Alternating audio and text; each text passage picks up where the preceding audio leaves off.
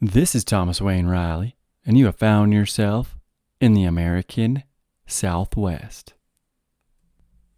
This is part 2 of my series over Billy the Kid and the Lincoln County War.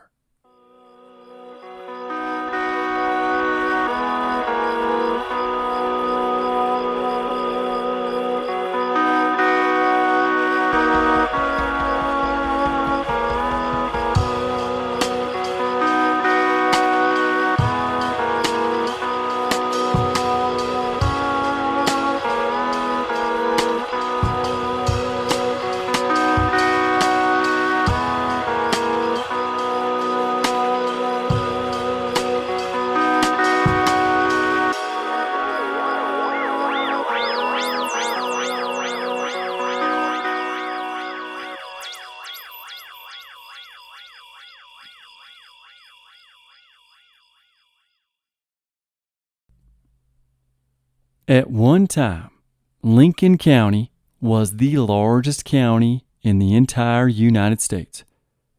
Although New Mexico was a territory at the time and not a state, Lincoln County took up nearly a quarter of the territory of New Mexico, and it contained 30,000 square miles. It was practically the entire southeast quarter of the state. Prior to the Civil War, it was the land of the Apaches, the Mescaleros to be exact. They were a group I didn't really talk about too much in my Apache series. They got the occasional passing mention. I did highlight the Mescaleros in the Civil War series when the Confederates briefly occupied Fort Stanton, a place that'll be very important in this story. Kit Carson would be stationed at Fort Stanton after the rebels' retreat down the Rio Grande, and he and his New Mexicans would finally pacify the Mescaleros. Well, the brief stint at the abysmal Bosque Redondo also helped pacify the Mescaleros. Once the Apaches returned, the Fort Stanton, would stay garrisoned, both to keep the Apaches pacified and to keep settlers from poaching Mescalero land and animals. Fort Stanton was basically a buffer.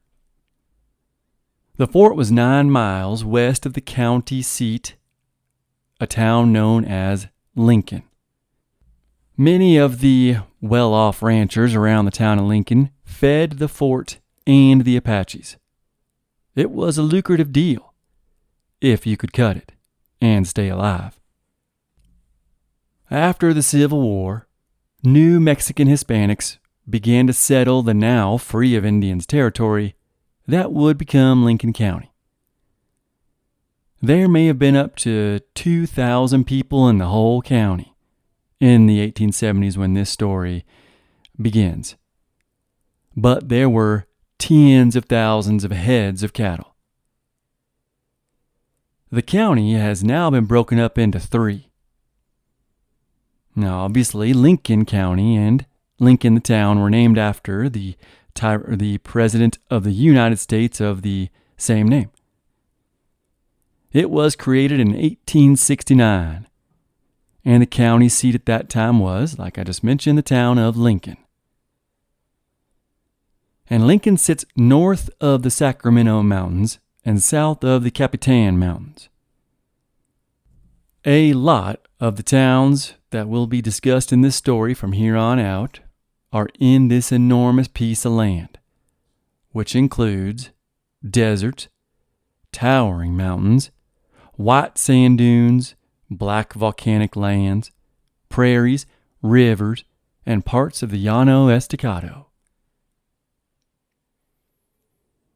The eastern portion of the county was basically ran by a man named John Chisholm, and he helped to establish the Goodnight-Chisholm Trail, which was along the Pecos River.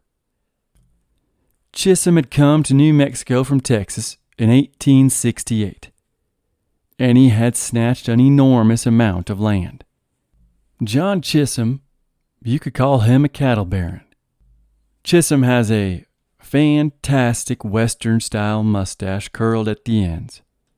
He was a powerful man, with a lot of land, and he will be very important to the story as I tell it. So over in Lincoln County, around the time that Henry was lingering near Silver City after he killed the blacksmith and fled Arizona, on September 18th, 1877, a rustling band known as the Boys, led by a small and seemingly evil man named Jesse Evans, the Boys and Jesse Evans stole some horses from three men that are incredibly important to this story. Those men are Dick Brewer, Alexander McSween, and the Englishman John Tunstall.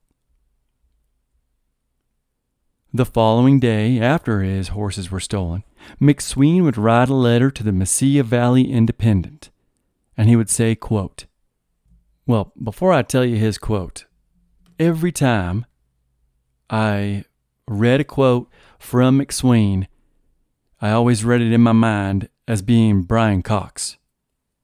And Brian Cox is that actor from Scotland who was in Braveheart and the Bourne movies, X-Men 2, and he was a possibly superior Dr. Hannibal Lecter from the movie Manhunter by Michael Mann. So, because McSween is a Scot, well, he's not from Scotland, but he was born in Canada. I'll tell you about his story later, but he is basically a Scotsman. So every time I think of Alexander McSween, I think of like a younger Brian Cox.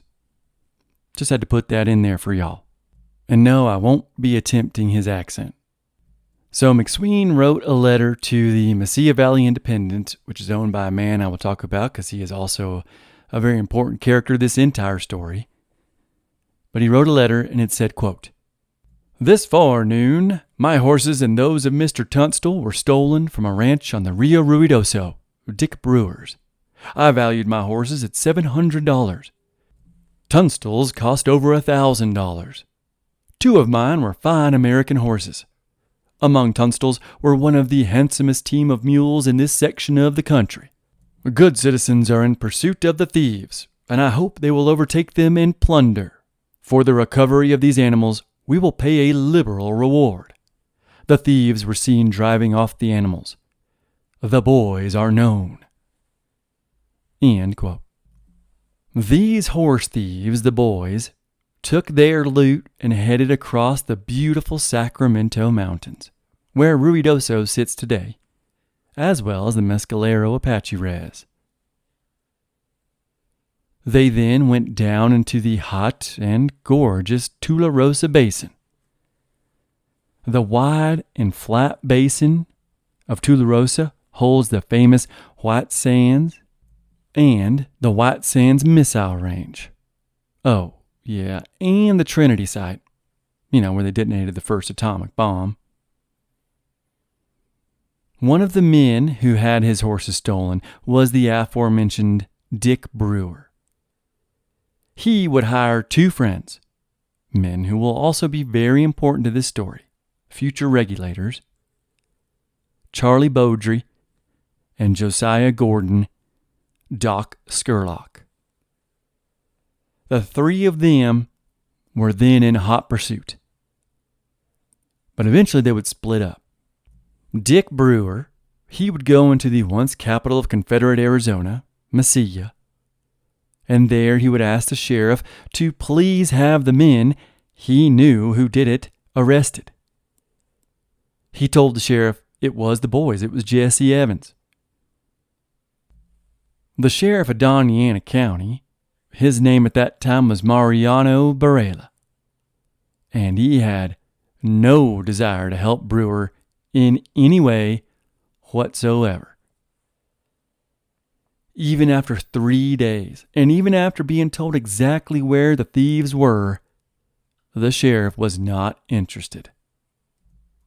The boys, under Evans, they were hiding out on the opposite side of the basin under the Oregon Mountains, and they were at a place called Warren F. Shedd's Ranch.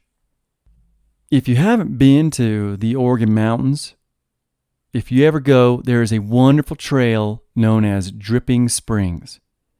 And from that trail, you can see the Sacramento Mountains on the other side to the east, and Sierra Blanca among them. You can see the White Sands.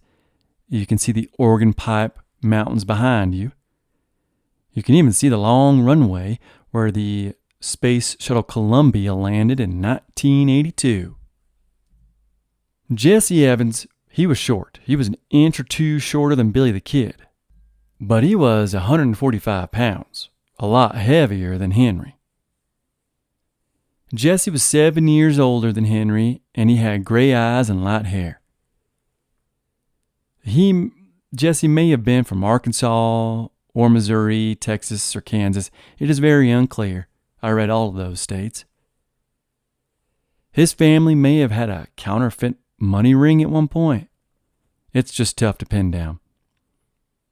It is known he eventually came to New Mexico in 1872, and he worked not only for the cattleman John Chisholm, but he also worked for the King Rustler of New Mexico, a man named John Kinney, who was known as Boss Rustler Kinney. Jesse Evans would take Chisholm's cattle across the mountains and the desert, and then the mountains again, and sell them to John Kinney, the Boss Rustler, north of Mesilla and Las Cruces along the Rio Grande. Chisholm was no fan of Evans, or rustlers in general. So here's a little background on Jesse Evans and John Kinney, the Boss Rustler. On New Year's Eve, 1875, so 2 years prior to this stealing of Brewer's, Tunstall's, and McSween's horses, Jesse Evans and John Kinney, the Boss Rustler, and 2 other banditos got into a fist fight with a few soldiers from Fort Selden. And Fort Selden is north of Las Cruces and Mesilla. These 4 rustlers ended up getting the crap beat out of them at this New Year's Eve dance by the soldiers. Well, later that night, these 4 men would return to the dance, and they would fire indiscriminately towards the soldiers. Well, and their dates and everyone there. One soldier would die after taking a bullet to the forehead. A random New Mexican would also die. And another soldier would die from the earlier fist fight from internal bleeding. And yet, still 3 other soldiers received bullet wounds. The local authorities and the local sheriff, the very same Mariano Barela, they all refused to do anything about the shooting and the beating. And the 4 men, which included Jesse Evans and John Kinney, Boss Rustler, they were never apprehended. And then, only 19 days after this New Year's Eve shooting, Jesse Evans struck again when he and 2 others gunned down a man on the main street of Las Cruces. Again, Sheriff Brady did nothing. Although this was apparently a revenge killing, since the man that died had killed a friend of Brady, the sheriff, and the very important group I'll get into shortly. So the powers that be were, including the law and the sheriff, they were protecting these horse and cattle thieves, who also dabbled in murder.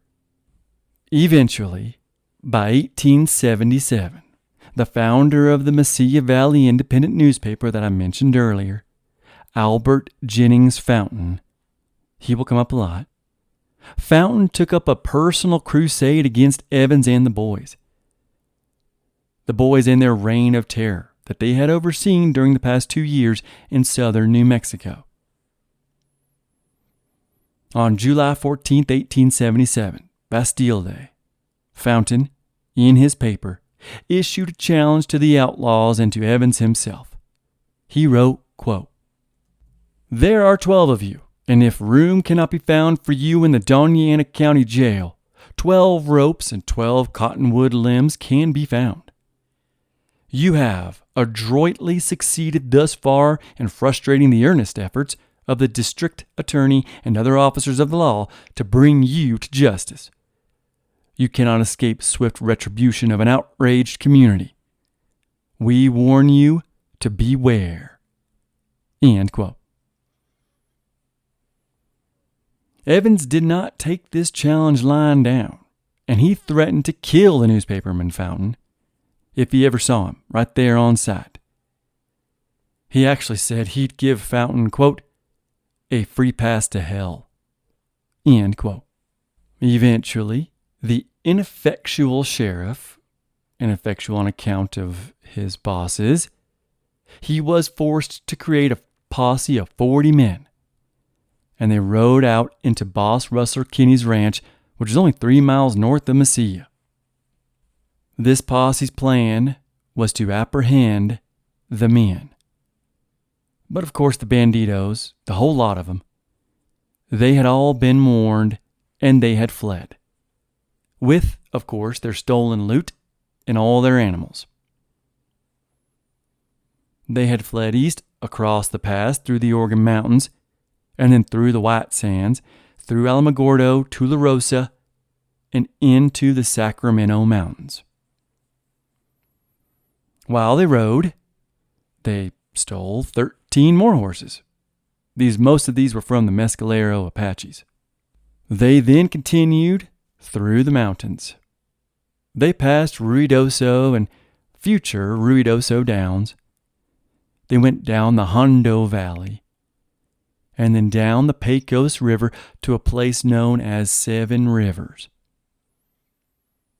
Seven Rivers isn't anything now, but it is south of Roswell, south of Artesia, and north of Carlsbad. It is just off the Pecos River. Importantly, this area, Seven Rivers, is still in Lincoln County, not Doñana County.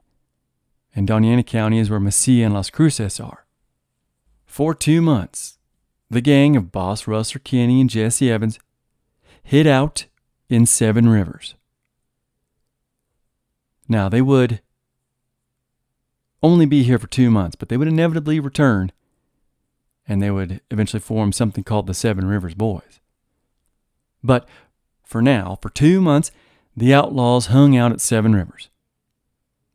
At least until they stole the horses from the 3 men I introduced the episode with: Brewer, McSween, and Tunstall. So now, we are caught up to the beginning of the episode. The boys and Jesse Evans and Boss Russell Kinney. These are the kinds of men Brewer, Beaudry, and Doc Scurlock were up against when they rode to Shed's ranch to get back Brewer's, Tunstall's, and McSween's animals. These were murderers and thieves that had the backing of powerful people, the most powerful people in New Mexico. Yet the 3 men were undeterred. And so they headed for the ranch, Shed's ranch, to demand the horses back. Despite them being outnumbered and the threat of being killed, they did not want to leave empty-handed. At Shed's ranch, Brewer confronted Evans in what must have been quite the tense scene, and Brewer ordered Evans to hand over the stolen animals. Here's how author Matthews, George R. Matthews, sums up what happened next. Quote, Evans refused, but, apparently admiring Brewer's audacity, told Brewer he could have his own horses. Brewer replied, quote, if you can't give me the Englishmen's, Tunstall's, you can keep them and go to hell. End all quotes. Eventually, the 3, Doc Scurlock and Beaudry and Brewer, they left empty-handed. but at least they left with their lives. As the three of them were heading back to the other side of the Sacramento Mountains, other side of the Tularosa Basin to the Sacramento Mountains, they ran into two of Tunstall, the Englishman's men. One of these men decided to continue back with them, while the other, Robert Weidenman, decided to head to Mesilla to see what he could do. Weidenman, another future regulator, is a name I will mention a lot. Meanwhile, Evans and his 11 boys took their stolen loot and headed through the San Augustine Pass, which is where Major Lind had surrendered to Baylor. They then headed down into the Rio Grande Valley. 3 of Evans' men, though, decided to have a quick side quest where they stole 2 more horses. One belonged to a New Mexican and one belonged to an Anglo-American. The nearby constable was then summoned to retrieve these 2 horses and arrest the thieves. He gathered 5 men for the job, and the 6 of them gave chase. But the chase was short-lived. The 12 Evans men, the boys, they had Winchester rifles, and the 6 lawmen had only pistols. About 40 bullets were fired at the posse in rapid succession from 300 yards away, which was then followed by taunts that filled the air. The lawmen had to head back home after that. By Friday, September 28th, 10 days after the initial horse theft from Brewer, McSween, and Tunstall, Evans and the boys had traveled far enough west to be 12 miles south of Silver City. You see where I'm going with this. They even traveled not too far from the Knight Ranch, the ranch of the butcher and his wife, where the school teacher and her husband were staying. The ranch that Billy the Kid had briefly hid out in. The boys went to Arizona, sold their loot, returned to New Mexico, this time around or about 16 miles southwest of Silver City, where they stole 3 more horses. They then rode east into the famous from my Apache series, Cook's Canyon. While in the canyon, a rider from Silver City saw the banditos, and he saw that within their ranks was a boy that this rider recognized from his town of Silver City. That boy was Henry McCarty, going by Henry Antrim now, a.k.a. future Billy the Kid. He was now amongst the boys. This man who saw Henry, a Mr. Carpenter, he would not only tell the local newspaper about seeing the kid, but he'd also tell the sheriff, that same Sheriff Whitehill. Whitehill immediately telegrammed Mesilla and told that sheriff there, Mariano Barela, that the thieves Barela failed to apprehend earlier were heading his way yet again, and that a known escaped convict, now wanted for murder in Arizona, was with them. So Henry the Kid had fled Silver City and had joined Evans and the boys, and he was a little in over his head. Evans, the boys, and the kid, they all then headed east in a leisurely manner. They stopped and drank whiskey and liberated bottles of amber from the many taverns they visited. They held up a stagecoach, only to find the driver had nothing of value. So they forced him to drink whiskey and then sent him on his way. They would continue to hit up every tavern they came to. And there they drank the best of whiskey, and then they refused, at the point of a gun, to pay any tab. They said, quote unquote, chalk it up. Now, news of all this reached the newspaper man Fountain, and he would print sarcastically, quote, the distinguished Captain Evans and the prominent citizens, the boys, whose recent exploits have added so much to our reputation as a peaceable and law-abiding community, are now peaceably enjoying the fruits of their recent labors somewhere in this vicinity. We shall probably hear of them again. End quote. News of their arrival had spread, so they couldn't stay too long near Mesilla. but they did stop by Boss Rustler's place and sold him the horses they'd stolen, since selling their horses that they'd stolen in Arizona. As author Matthews suggests, they also introduced the King of Rustlers to Billy the Kid. With this new group, Billy no doubt had to do something to show that he fit in. He was one of them. He always did, and he always will. So he probably had no clue of Fountain's vendetta against the Banditos, which is why he made this very reckless next move. One night, in early October of 1877, the Kid slipped out of the Boss Rustler's ranch, slipped into Las Cruces, and stole a horse. But not just any horse. He stole Sheriff Barela's daughter's horse.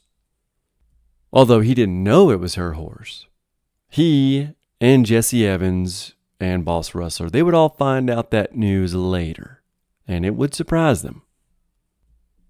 By the 8th of October, Evans, the boys, and Billy the Kid, although he wasn't known by that quite yet, well, they all left Boss Rustler's ranch in the Rio Grande Valley and headed east. On their trek west, they stopped at one point at the small town of Tularosa, where they got really drunk in a quote-unquote big drink, and then they, quote, fired 100 or more shots promiscuously about the town as a parting salute, end quote. From Tularosa, the gang continued into the Sacramento Mountains, where they stole a bunch of stuff from the Mescalero trading post. Finally, they rendezvoused with 2 Lincoln County businessmen whom were allies to the boys. These men, prominent men, were John Riley, no relation, and Jim Longwell. Riley was a partner with another important man in this story, a man named James J. Dolan. Dolan had a ranch, and he had no problem buying stolen cattle from the boys. You see, Dolan had a contract with both the Army and the Mescalero Reservation to deliver them beef. And Dolan needed that beef. The boys helped provide said beef. Dolan never asked where the beef came from, but he knew. Dolan and his action known as the House, John Riley, Dick Brewer, Weidenman, Beaudry, Skurlock, Evans, the boys, Billy the Kid, McSween, and Tunstall, these are all key players. And there are more, but these are the key men in the brewing, deadly feud that was about to erupt. The feud known as the Lincoln County War. The king of the Pecos River cattlemen was John Chisholm, not to be confused with Chisholm, as in the Chisholm Trail. Chisholm's ranch and land spread some 150 miles up and down the Pecos River. The Pecos River is where I caught my first trout on a fly line. It's also the same river that starts in the Sangre de Cristo Mountains just north of Glorieta Pass. And Glorieta Pass is where a man named Hugh Beckwith used to have a ranch. Hugh Beckwith, like the lawman Pat Garrett, was born in Alabama in the 1840s. But he'd come to New Mexico and married a New Mexican woman from high society. When the rebels invaded during the war, he was elated, as he was a Southern man. During the brief conflict I talked about not so briefly, Beckwith supplied beef to the rebels in whatever capacity he could. But we know how that ended. The burning of the wagon train west of Glorieta Pass forced the Confederates south to Texas on their long and arduous march. Carleton of the California Column, he then became military governor supreme and hunted down any Southern sympathizers. So Beckwith and his family fled with the rebels south to El Paso. That is until tensions eased and he moved first to Lincoln, which must have stung a little bit with the name. And then he moved from Lincoln to just north of the aforementioned Seven Rivers, pretty much near future Roswell. Seven Rivers didn't actually have seven rivers, but it had seven springs which flowed into the Pecos River. And it was here that Beckwith set up a ranch on the east side of the river at the base of the Llano Estacado. And then he began to rival the king of the Pecos, John Chisholm. But everyone in the land knew that, quote, no one could live in Seven Rivers who did not steal from Chisholm's range, end quote. Beckwith, besides possibly stealing a few errant cattle from Chisholm, he also gave sanctuary to the occasional outlaws like Evans and the boys. This was also not a secret. So when the sheriff realized his daughter's prized horse was stolen, Barela sent word to Beckwith demanding his daughter's horse back. By the time the boys and the kid arrived to Beckwith's, word had already reached the southern gentleman of the stolen prized horse. When Evans heard who the horse had belonged to, he got rather upset. He told the kid, who later reported, quote, Jesse has a stand-in over there, Las Cruces, with some of the officers, and you have to let their stuff alone, end quote. So these thieves were in with the law, which should be obvious by now. The sheriff, according to the kid's own words, was going to kill the thief if the horse was not brought back. The problem was, the kid had sold the horse on their journey east of Ruidoso Downs on the Hondo River. He sold it to a man named Frank McCullum. That meant the kid had to go back up into the mountains, get the horse, and then take said horse to the sheriff all the way over in Las Cruces, which is a long and arduous journey. Well, to make his new friends happy, off he went, all alone. And it was October 13th, 1877. And this little journey would prove rather fortuitous for Henry the Kid.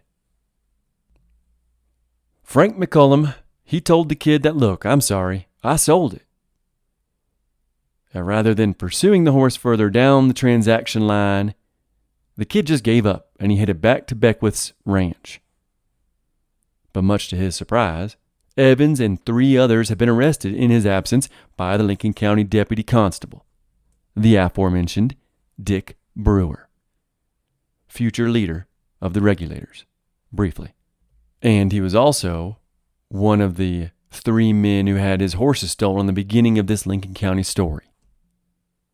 And then another fortuitous event occurred. The kid stayed at the Beckwith Ranch for about a week after his return. And much to his surprise, while he was there, a family showed up with the mare that he'd stolen. The family were, I hesitate to say a bunch of cattle rustlers, but their name was the Caseys.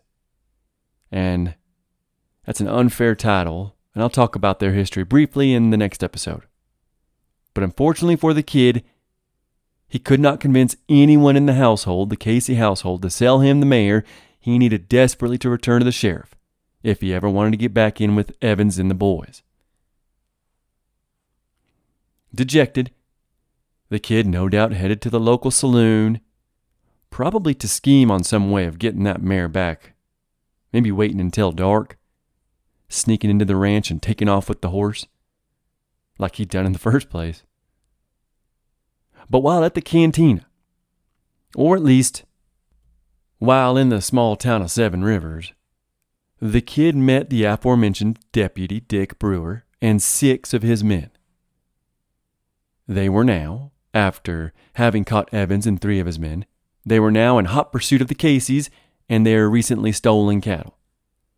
Cattle that belonged to Brewer's boss, the also aforementioned Englishman John Tunstall. During this meeting between Brewer and Henry, it seems Brewer gave the kid a job at one of he and Tunstall's ranches in the Pecos River Valley. And Henry gladly accepted it.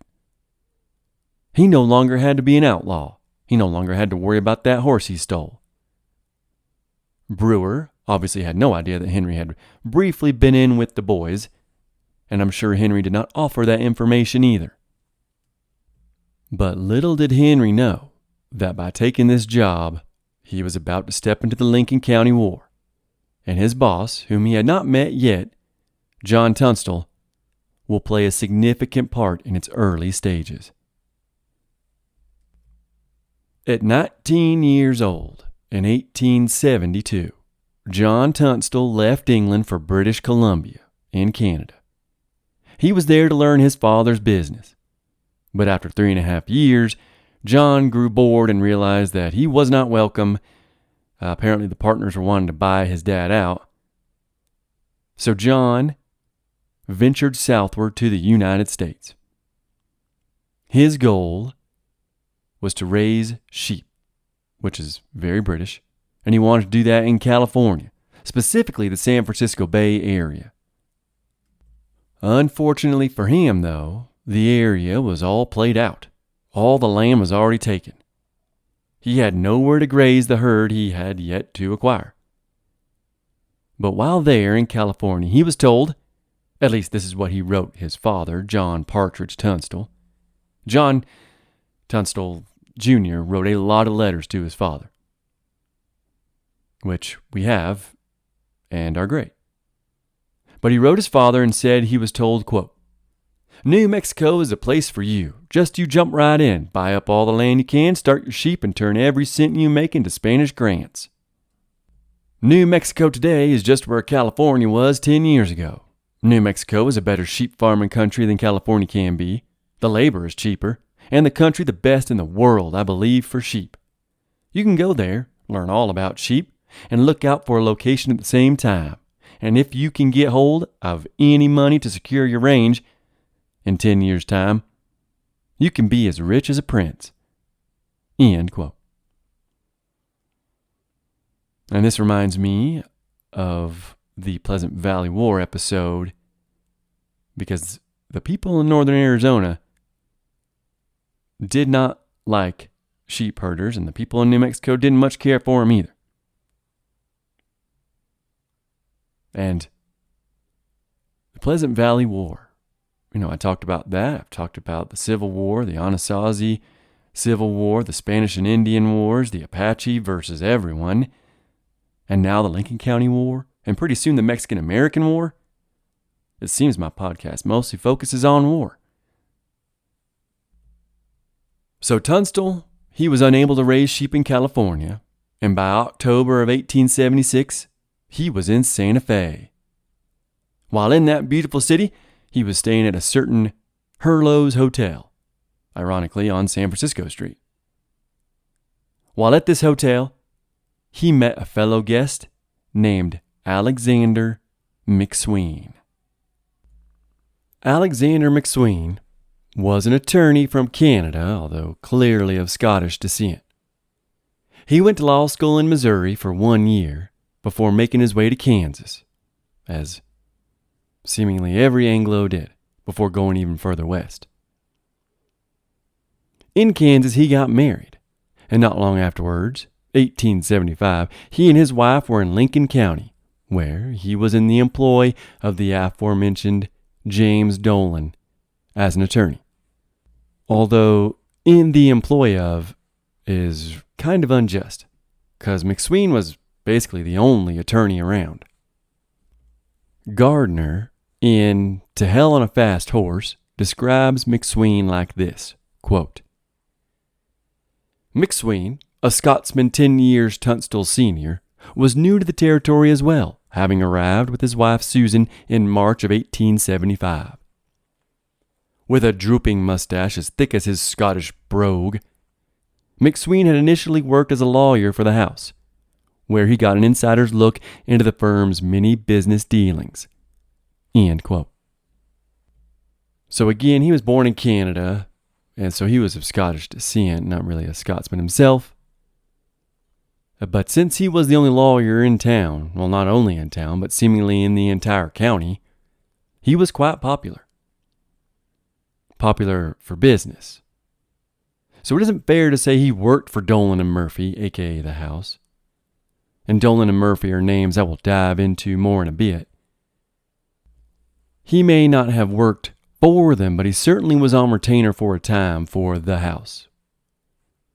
In Maurice G. Fulton's 1968 book, History of the Lincoln County War, Fulton says of McSween, quote, known as a high-priced lawyer who usually gave value received by winning his cases, he had the knack of finding some strategy or technicality that would enable him to turn the tables on the opposing side. He had high professional ideals and did not hesitate to decline cases he felt were not just. And a sincere interest in bringing law and order into his section made him observant of the corruption overspreading the area. End quote. As Fulton points out, the corruption of the area was rampant, and the House was leading it. And McSween planned on doing something about it. McSween also grew close to John Chisholm around this time, and he worked out quite a few legal matters for the man, the powerful man. So if you were wondering, I am indeed sympathetic to Tunstall, McSween, and the regulators, and I am opposed to the Republican-led Santa Fe Ring and their offshoot, the House. And at this time, I'm sympathetic to the kid. McSween was at that present moment when he met Tunstall in Santa Fe. He was making the long journey to New York City. He was going over there to receive funds from a life insurance policy that was to be paid to the beneficiaries of a man named Fritz.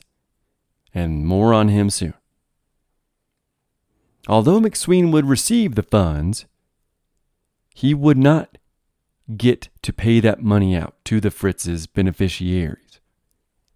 And this check would be the largest fuel to the flames of the Lincoln County War. This simple life insurance check that was owed to a founding member of the Lincoln County House, it would be maybe not the largest fuel to the flames, but the biggest spark to start the flames. But in Santa Fe, Tunstall told McSween of his dream of raising sheep. And McSween said something to the effect of, "Oh, I can help you with that down in Lincoln County. It's perfect country for livestock, but a word of advice, the people there don't like sheep. You'd be better off going into the cattle business." How right McSween was. Although, well, we'll get there. McSween told Tunstall, "Why don't you take a ride back to Lincoln County with my friend Juan Patron? 'Cause I gotta head east." Tunstall, excited at finally being able to run a business of his own, he accepted. He already trusted McSween, and he wrote his father about him. He said of McSween, quote, "There is a very nice young fellow here just now from Lincoln County, a lawyer by profession, who has the outward appearance of an honest man." End quote. How right he was in that observation. The ride for Tunstall from Santa Fe to Lincoln County, it took 4 days. But they seemed to be 4 days that the Englishman enjoyed, for the most part. He also enjoyed Patron's company, and he told his father, quote, "Patron is a very good sort of fellow, and the best educated Mexican I have met." He continues, "He is quite intelligent and appears to have good principles and certainly is kind-hearted." End quote. Juan Patron will also feature heavily in this series. Now, while all of what Tunstall said about Patron may be true, Tunstall also wrote his father about how horrible of a wagon driver Patron was. This was the part he did not enjoy. He wrote, quote, "It was nothing short of agony to me to sit and watch him drive, or rather hold the reins, for no one could call it driving." End quote. Now, it didn't help that a snowstorm had blown through the region and had left the road like, quote, "so much pudding." End quote. He told his father that poor Patron, quote, "never availed himself of the solid parts of the road, but went right along in the ruts and mud, when half the strength of the horses would have been saved by driving 12 inches to the right or left. His reins always hung down, touching the pole in such a way that he had no command of his team." End quote. It's the New Mexican way, really. People still drive like that here.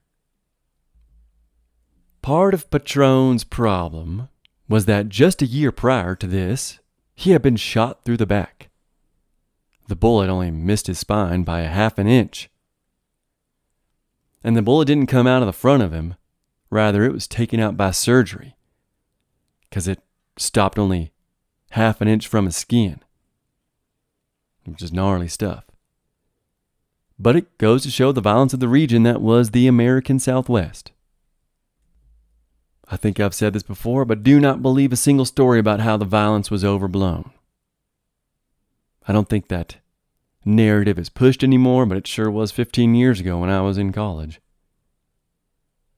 If you are wondering who shot Patron in the back, well, it was, allegedly, John Riley, who was partners with James Dolan, the same Dolan that McSween worked for as an attorney, the same Dolan that bought stolen animals from the boys who robbed them from Chisholm and whomever else they could. Dolan also bought animals that were stolen from Tunstall, McSween, and Brewer. It'll all become clear soon enough when I talk about the Santa Fe ring and the Lincoln County house.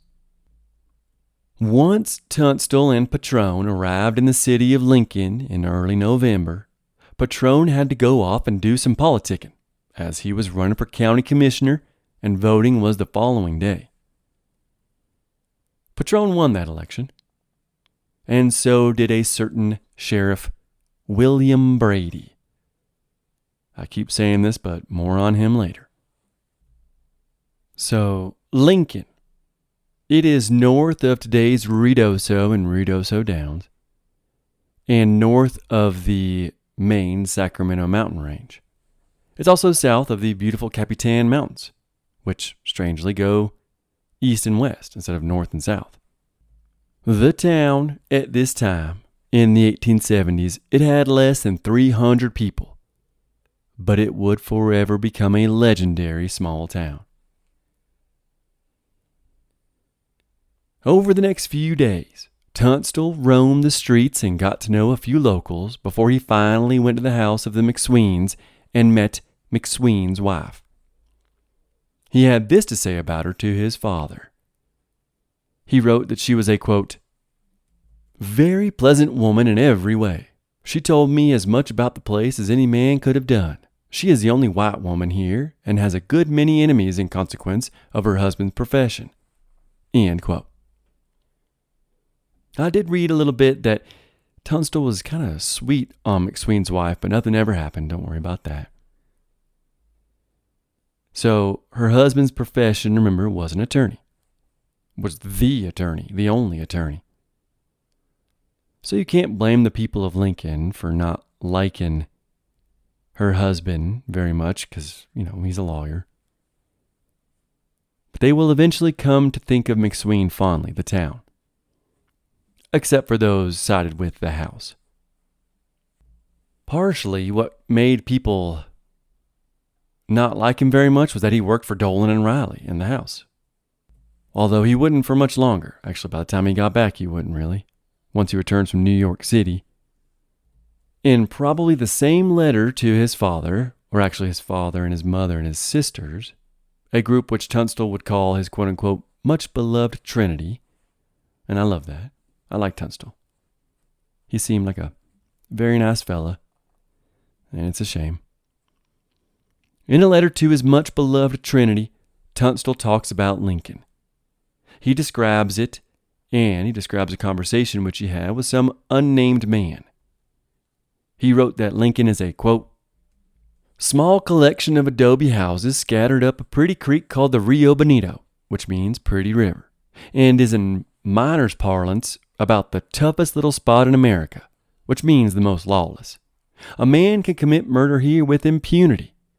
And talking of a man who had shot another here the other day for calling him a gringo, much the same as calling a Frenchman a frog, the shooter afterwards rode quietly up the town and told the sheriff he would like to see the man who could capture him. I said, in this conversation with some unknown man, I said, he is rather bad medicine, I guess. The man I was talking to replied, "Who? Ham Mills? No, not a bit of it. You never saw a better fellow than Ham anywhere. He gets mad quick and shoots quick, but he's a good shot and never cripples. None of his men, victims, have ever known what hurt him. And I really think he is sorry for it afterwards when he cools off." End all quotes. And that right there perfectly sums up Lincoln. Because Ham Mills was once the sheriff. I think I'll talk about that later. Despite the stories and the seeming lawlessness and the rather rural nature of Lincoln, Tunstall fatefully and excitedly decided he'd like to stick around. A month and a half later in December, Alexander, or as he was known, Alex McSween, returned from New York City, and the two men immediately began to set up a rival to the hated, corrupt, and dangerous Lincoln County House, aka the House. It is now time to talk about the Santa Fe Ring and the House. The Santa Fe Ring began to form immediately after the Civil War, and it was led by two men, future Senator and Secretary of War Stephen Benton Elkins and future Senator Thomas B. Catrone. Maurice Fulton writes of Catrone in History of the Lincoln County War and says of him, quote, "He had a dominating personality, not to say ruthless. And during the 1870s, as well as a decade and a half longer, he was virtually dictator of New Mexico, politically, commercially, and professionally." End quote. The Santa Fe Ring could have its own series, really, but the Santa Fe Ring was a political machine that controlled the territory of New Mexico from the close of the Civil War until 1912. It was Union veteran and Republican led. Well, except for Catrone, actually. He was a Confederate Democrat who switched to the Republican side when he realized that was the only way to gain power. The Republicans had almost complete control over the politics of the entire nation after their war against the South, but especially out west. Nearly every prominent politician, judge, lawman, and prominent Hispanic family were all involved in the ring in New Mexico. Their main goal was to use whatever means necessary to gain as much wealth, power, and most importantly, land that they could in the territory. They turned a blind eye to corruption, but more often than not, they participated and facilitated said corruption. An affiliate ring naturally controlled Lincoln County. Lincoln County was, after all, the largest county in the nation at that time. The members of this ring were Yankee veteran Major Lawrence Gustav Murphy and his German partner, Colonel Emil Fritz. They formed L.G. Murphy & Co. And they formed that pretty much as soon as the Civil War had ended, and after they were discharged from Fort Stanton. And Fort Stanton is just 9 miles west of Lincoln. L.G. Murphy & Co. would invent titles and deeds to land that they did not own, and then sell said land to people arriving in the vast Lincoln County. If the newcomers missed any payments, L.G. Murphy & Co. would foreclose on their land and take it and all their possessions, including their cattle. They also got a lucrative contract to feed the Mescaleros, the Apaches, and the soldiers at Fort Stanton, who were charged with keeping the Apaches at bay. L.G. Murphy & Co. did not mind buying or acquiring stolen cattle, and often encouraged cattle rustling. Eventually, the Irishman Murphy hired the Irishman James Dolan, who brought with him his business partner, Irishman John H. Riley. Dolan had come over from Ireland when he was 6 years old. He then joined the Union Army as a drummer boy, and he was short. He was very short, 5 feet and 2 inches tall. But as Gardner writes, his temper was even shorter. Soon, L.G. Murphy & Co. had a monopoly on food and supplies and land in Lincoln County. They called themselves the House. One Lincoln Town resident later said of the House, quote, "Untold suffering has been endured by the people of Lincoln County at the hands of this firm, they being the only or principal merchants in the county. The people were obliged to buy goods of them at exorbitant prices and terms on their produce at Fort Stanton at prices to suit L.G. Murphy & Co., who had a monopoly of contracts, military, and Indians." End quote. Another Lincoln Town resident said of them, quote, "L.G. Murphy controlled everything that there was any money in and dictated who should run for office and who should not." End quote. And that office, or one of those offices, included sheriff. Murphy was not a man to be messed with. Matthews outlines a scene that occurred in 1875, and he outlines this scene to hammer that point home.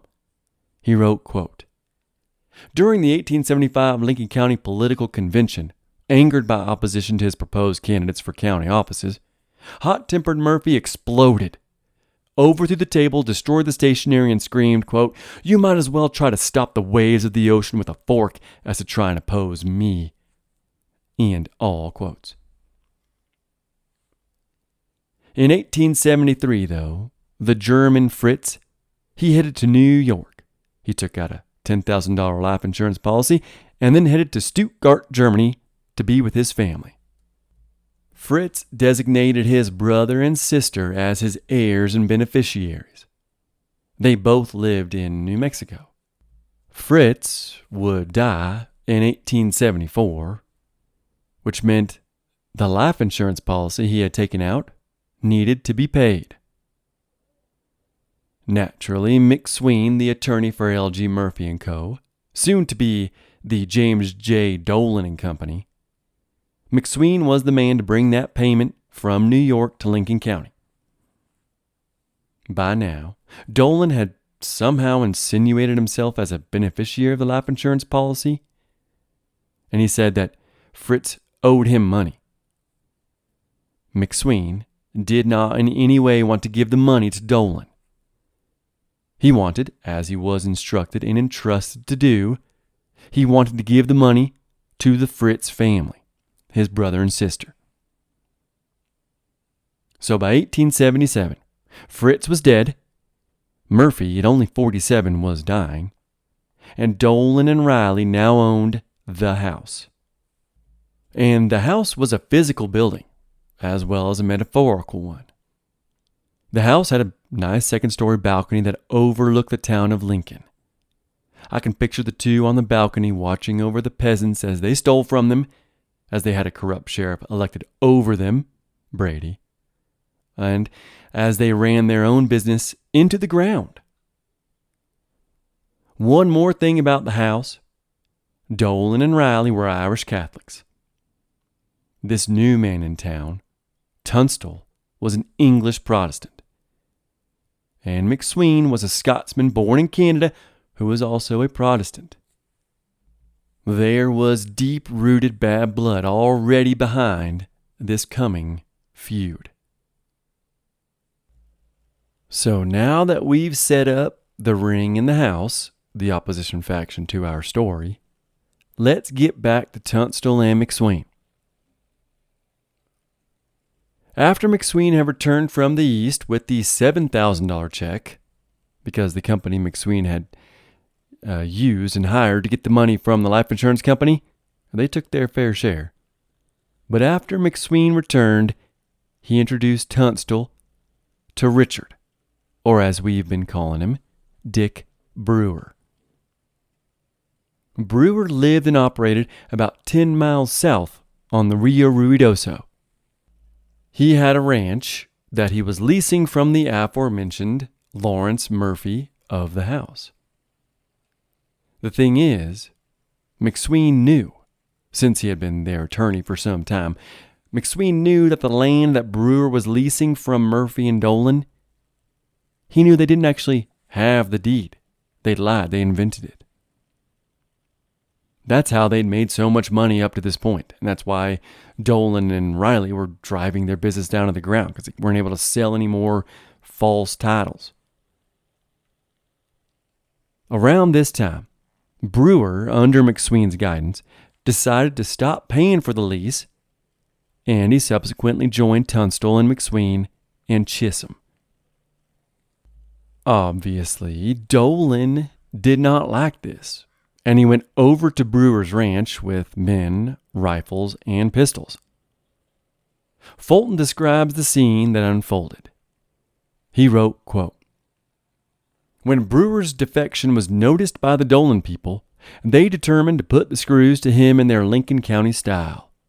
Dolan, Billy Matthews, and Billy Morton, impressively armed with rifles and pistols, rode over to Brewer's ranch to demand that he either leave the ranch or pay for it as agreed. Brewer, acting under McSween's instructions, told them they had no title to the land, but they could have it if they would pay for the improvements he had put on it. Dolan angrily declined the proposal and told Brewer that if the ranch was not turned over, he would make it, quote, a personal matter with him, end quote. An expression in those times with unequivocal meaning. Brewer replied, "I know my rights, and if necessary, will defend them. I am not hunting a fuss, but I won't run from one." Dolan's departing bluster was, quote, "If you don't turn the ranch over, you will damn soon find your fuss." End all quotes. Brewer eventually took Tunstall on the Whiskey Trail, that's what it was known as, from Lincoln to his ranch, and the two became best friends. Yep. Tunstall would tell his father that Dick Brewer was, quote, "a great specimen of humanity, both physically and morally," end quote. Everyone seemed to like Tunstall. And to hell on a fast horse, Gardner describes Tunstall like this, quote, "His hair was sandy-colored and wavy, though well-groomed, and he sported chin whiskers and a pencil-thin mustache. In photographs, he appears as stiff and aristocratic as the man on the Prince Albert tobacco tins. But those close to the young Englishman thought he was good-looking and personable," end quote. Maurice Fulton, in History of the Lincoln County War, describes Tunstall even better. He wrote of him, quote, "Tunstall was a frank, friendly person who fitted in well with the community. While his ways and ideals were different, he nevertheless won confidence pretty generally. Some smiled at his English mannerisms and peculiarities, but his genuine friendliness and democratic attitude kept him from becoming the butt of ridicule, as an Englishman so frequently was on the frontier. His sense of honesty and fair play was ingrained and inflexible, best described as characteristically English or even sturdily mid-Victorian. He had inherited business ideals in the best tradition, which he did not intend to desert even in New Mexico, where business seemed to have lost all ethics in the mad scramble after wealth and power, and where opportunities were so limited that men adopted the most cutthroat methods." End quote. When Tunstall had arrived, he at first was going to buy property from Murphy and Dolan in the house, but McSween talked him out of it, since the house dealt in shady deeds. This only furthered the coming feud. Murphy would slander Tunstall to one of Tunstall's friends, and Tunstall would respond with, quote, "I'll tell you why they disapprove of me. They found I was not the sucker they thought I was when they tried to get me to buy one of their ranches. I told them I must have a title strong enough for my attorney, McSween, to approve. Since then, they have had little use for me, and now that I am going to start my store, they would like to get rid of me. But I'm in Lincoln to stay. You've heard about our English tenacity? Well, I have my share of it. I am going ahead with my store. If they make trouble, I'll not hesitate to show up their crookedness and general rottenness. They have oppressed this section long enough. I shall do all I can to lift their yoke from it." End quote. And them's some fighting words. It seemed everyone in Lincoln was beginning to bet against the house. Well, in early 1877, Tunstall and Brewer would head to the Pecos River to the east to get Tunstall some cattle. When they returned, McSween had bought 6 acres in the town of Lincoln from that same aforementioned Lawrence Murphy of the house. But by now, Murphy was dying, and he had handed over the house to Dolan and Riley. He still called many of the shots, though. I mean, he was the one that suggested Dolan should hire rustlers to disrupt Chisholm and then Tunstall. Murphy had cancer, though, and he was in poor health by this time, so he was no longer running his old company. But he still had influence, right up until he would die. Eventually, another man I mentioned in the beginning of this Lincoln County saga, a man named Robert Wideman, he would arrive and he would move in with Tunstall and Brewer. Tunstall wrote to his father that Wideman is, quote, a man I can depend upon and whom I like very much, end quote. Wideman plays an important role, though, and he has good connections back east. Connections that include the future Secretary of State. Author Matthews quotes some more letters from Tunstall to his father and his family. They're quite funny, and I'd like to read them now for y'all.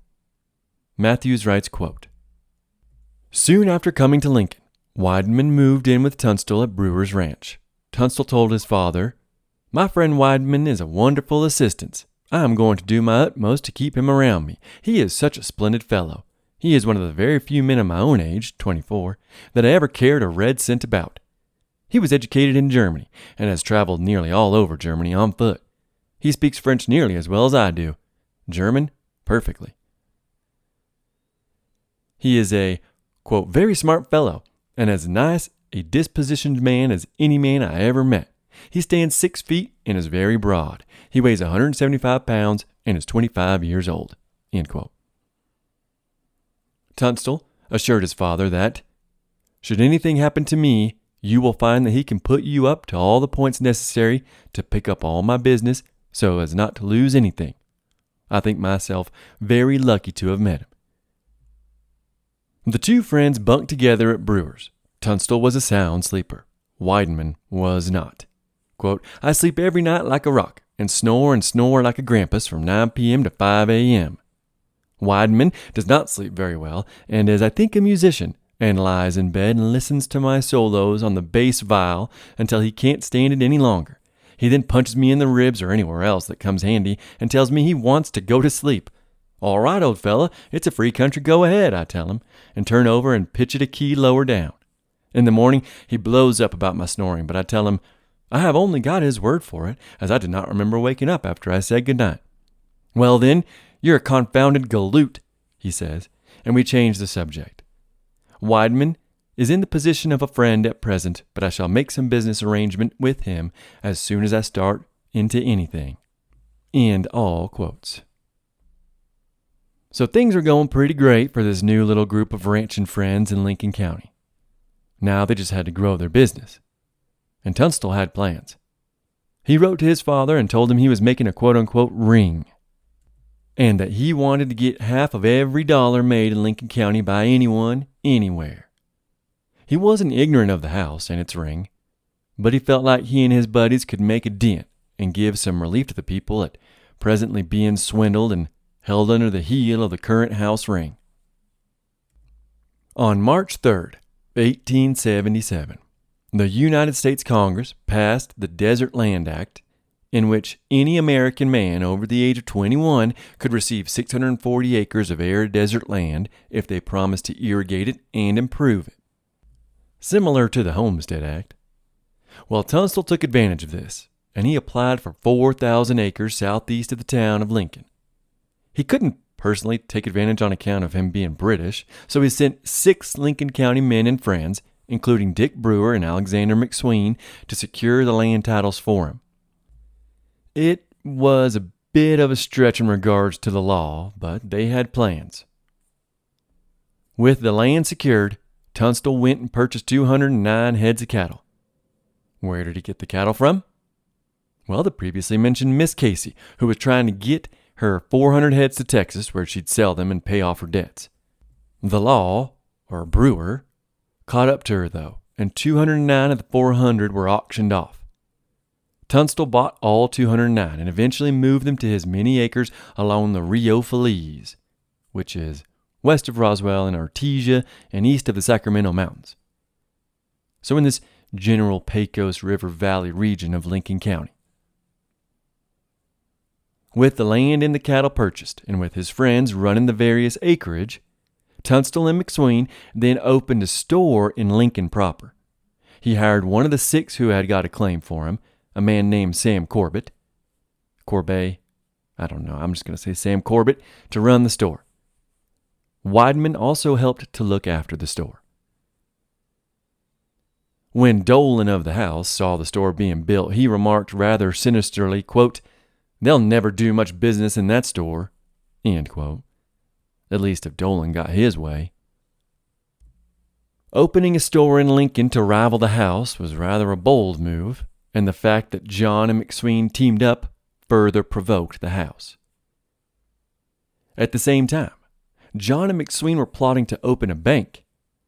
At this time in the territory, there was no bank in southern New Mexico, and there were only 2 banks at most in the entire territory. And the largest bank was in Santa Fe, and obviously owned by the Santa Fe ring, specifically Elkins and Catrone. When McSween and Tunstall finally opened the bank, it was called the Lincoln County Bank, and the officers were John Chisholm, president, Alexander A. McSween, vice president, and John H. Tunstall, cashier. And to add even further injury to the ring itself, McSween was thinking of running for representative of the territory in Washington, which Catrone of the ring had his own eyes set on. John Tunstall and Alex McSween were quickly making enemies of the wrong people in Lincoln County, and the entire territory at large. After opening the store and the bank, and buying the land and cattle, Tunstall headed to St. Louis to buy goods with which to stock the enterprising store. But on his way home, he got smallpox. Dick Brewer, his friend and fellow rancher, he had earlier had smallpox. He'd actually contracted it when Tunstall and Brewer had headed east and down the mountain range together, down to the Pecos River to buy some cattle. It seems Brewer passed the virus along to Tunstall. Brewer had recovered, though, and Tunstall was attempting to do the same in Las Vegas on his return from St. Louis.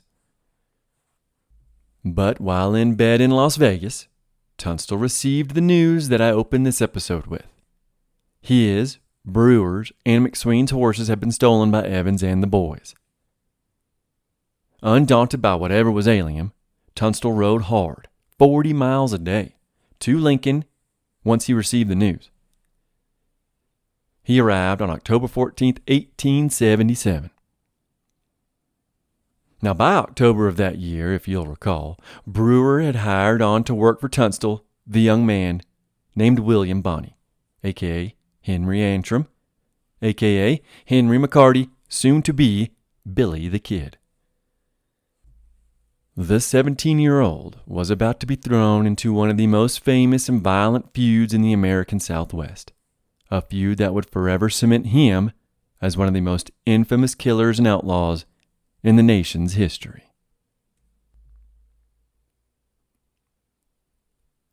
Thank y'all for listening, and I'll see you again soon in the American Southwest.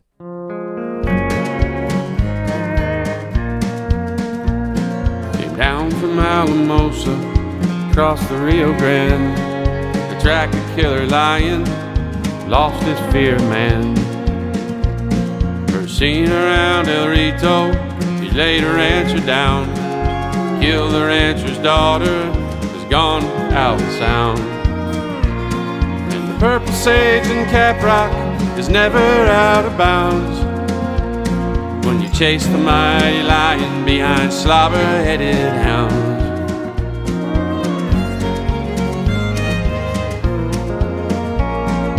Not much trace of man out here, the painted canyon walls. The ancient pagan hunters, so chase and fall. Now the lever action rifle and horses change the game, but their ghosts still hunt beside me. The chase still feels the same. And the purple sage and caprock is never out of bounds when you chase the mighty lion behind slobber-headed hounds.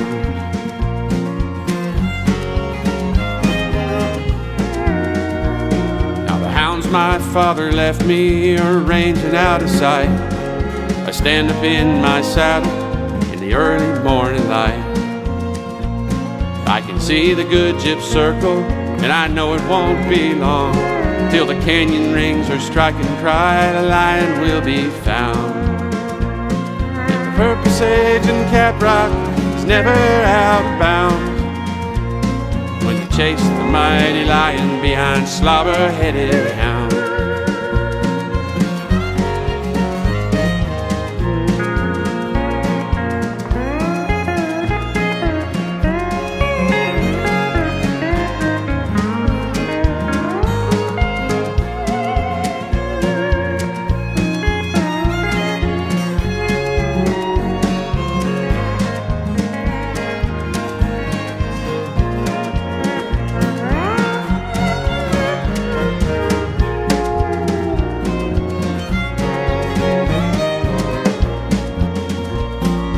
Finds a lonely juniper to make his final stand. 3 faithful hounds lie dying, blood shining on the sand. And the good gyp leaps up in the air, as low as murder charge. My rifle cracks, a whisper late, I can feel his iron jaw. The purple sage and caprock is never out of bounds when you chase the mighty lion behind slobber-headed hounds.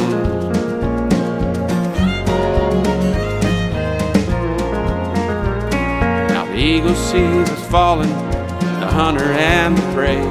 His shadow crosses lifeless bodies, where side by side we lay. And the good gyp sits upon the rim, and all alone she cries a death song for her master, killed the mighty lion. Purple sage and caprock is never out of bounds when you chase the mighty lion behind slobber-headed hounds. Yeah, the purple sage and caprock is never out of bounds when you chase the mighty lion behind slobber-headed hounds.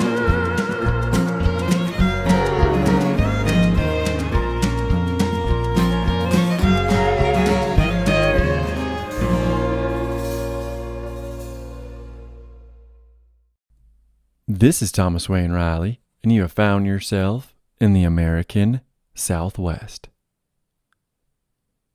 This is part 3 of my series over Billy the Kid and the Lincoln County War.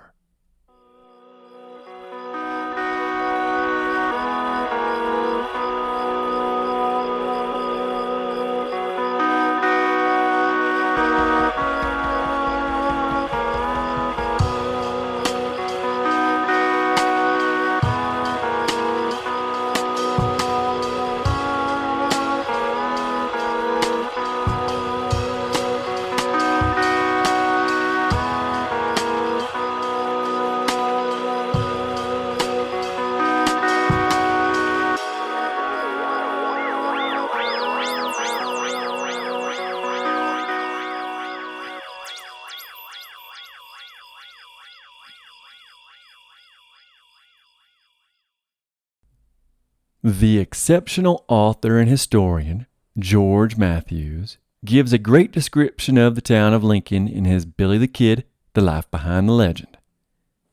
I know I've talked at length about the town, but it's important to get a real feel for the place. I will be talking about it a lot. I've visited Lincoln twice this summer.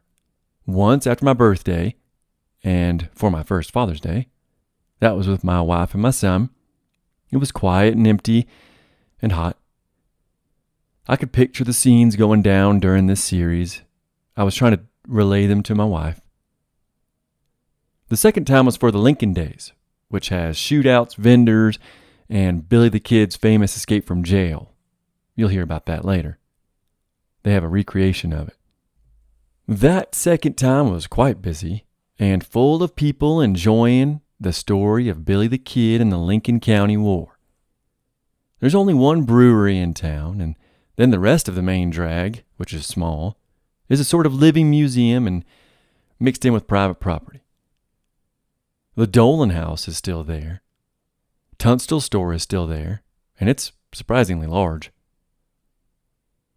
The town is surrounded by steep hills on either side. A thunderstorm rolled in while some living history gentlemen were recreating a shootout with Billy.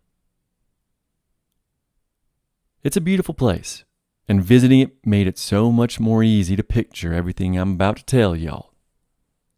So I suggest all y'all visit it if you're ever in the remote area of Lincoln.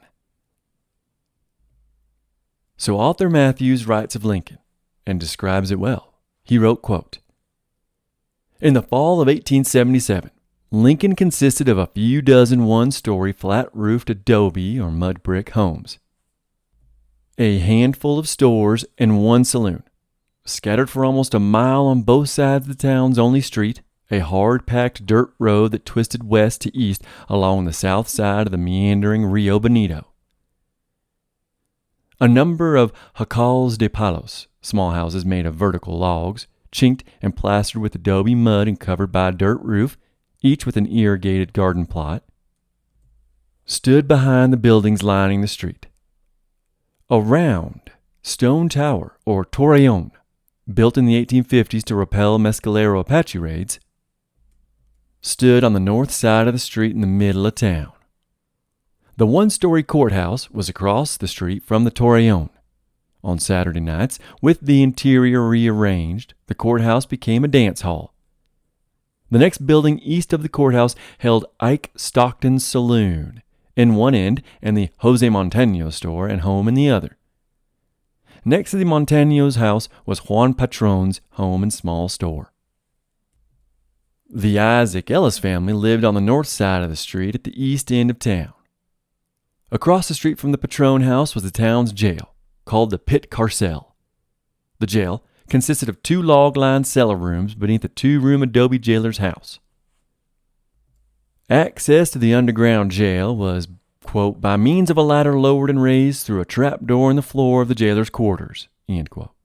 Prisoners were taken outside from the dark, airless, and cramped dungeon rooms once a day for exercise. On the west end of town, on the south side of the street, stood a 2-story adobe building, Lincoln's largest structure, the house of Murphy, Dolan, and Riley. Besides the firm's store, the post office and sheriff's office were also in the building. The Wortley Hotel and Eatery was located diagonally across the street. The McSween house and Tunstall store were located east of the Wortley on the same side of the street, about halfway to the torreon. Between the house and store stood a small warehouse which Tunstall's cowhands used when they came to town as a bedroom and as a loafing place. Tunstall's store building also housed his living quarters, McSween's law office, and a bank recently formed jointly by McSween, Tunstall, and John Chisholm. Lincoln had neither a schoolhouse nor church. End all quotes. The torreon, they recently found a skull, a Mogollon skull. So Lincoln has been inhabited for possibly 1,000 years. Before the Apache, there were the Mogollon, and the torreon was probably built out of stones from that Mogollon Pueblo. Tunstall store is still there, like I said earlier. The house is still there. There's a church now. There's 2 churches, possibly. The town hasn't really changed all that much. McSween's place is gone completely, as you'll hear about later. But this small town was about to transform into quite the exciting place, if you survived what was coming. Before the Lincoln County War begins, and around the time Henry was working for Brewer in Tunstall, the timeline is a little unclear here, honestly. Some of the story, I tried to piece it together, but Henry was around a ranch in the Pecos Valley near 7 Rivers. he was around the Jones Ranch. The Jones had 10 kids, but the Jones took on whomever wandered into their area. It appears Henry McCarty, who was by now, he changed his name yet again to William H. Bonney. It appears William H. Bonney was one of these strays that briefly stayed there. Gardner, in his To Hell on a Fast Horse, writes this of his time in the Pecos River Valley. Quote, as related time and again by those who knew him, William H. Bonney had a charm or magnetism that was irresistible to the ladies. They wanted to mother him or take him for a roll in the hay. Ma'am Jones, Ma'am wanted to mother him. My mother loved him, recalled Sam Jones. Quote, he was always courteous and deferential to her. She said he had the nicest manners of any young man in the country. She never could bear to hear anyone speak ill of him. End quote. And both Sam and Frank Jones agreed that if, quote, Billy had been a bad boy, Mother would not have wanted him around, and she was a pretty good judge of men. End all quotes. As I've mentioned briefly, Billy the Kid got people to fall in love with him and to do his bidding occasionally, regularly. He had a certain charm. He also had a very deadly side to him, as you'll hear. By now, Billy the Kid was great with his weapons. He may not have been the quickest or the straightest shooter, but he was calm and cool under pressure. He was seen around this time at the Jones Ranch to always be practicing with his pistols or doing tricks on a horse. Lily Casey, of the Caseys who tried to abscond with the cattle but had to sell them to Tunstall, Lily Casey would recall later in life that she knew Billy from this time period, and she was no fan of him. She called him a bum, but she did say of him that he was, quote, active and graceful as a cat. At Seven Rivers, he practiced continually with pistol or rifle, often riding at a run and dodging behind the side of his mount to fire, as the Apaches did. He was very proud of his ability to pick up a handkerchief or other objects from the ground while riding at a run. End quote. Most everyone did in fact seem to like Billy the Kid. He was fun, he could sing, and he could dance like his mother. One man in Lincoln remarked that he, quote, had a beautiful voice and sang like a bird, end quote.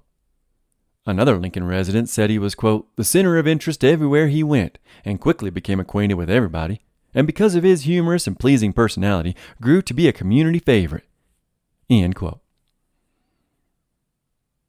It's hard to imagine him as a hardened killer, which he does in fact become, even if much of his life was extremely exaggerated.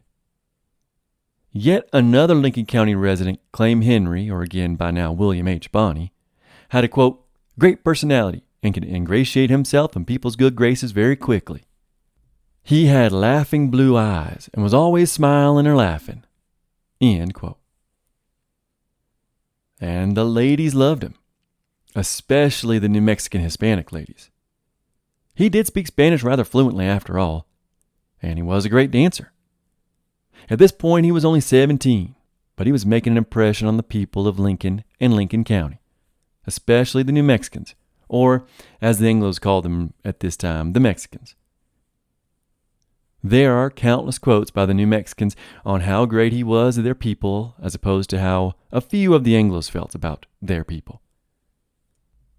All the books I read for this and other series, they go on about how bad the white Americans were and how racist they were towards the New Mexicans, etc.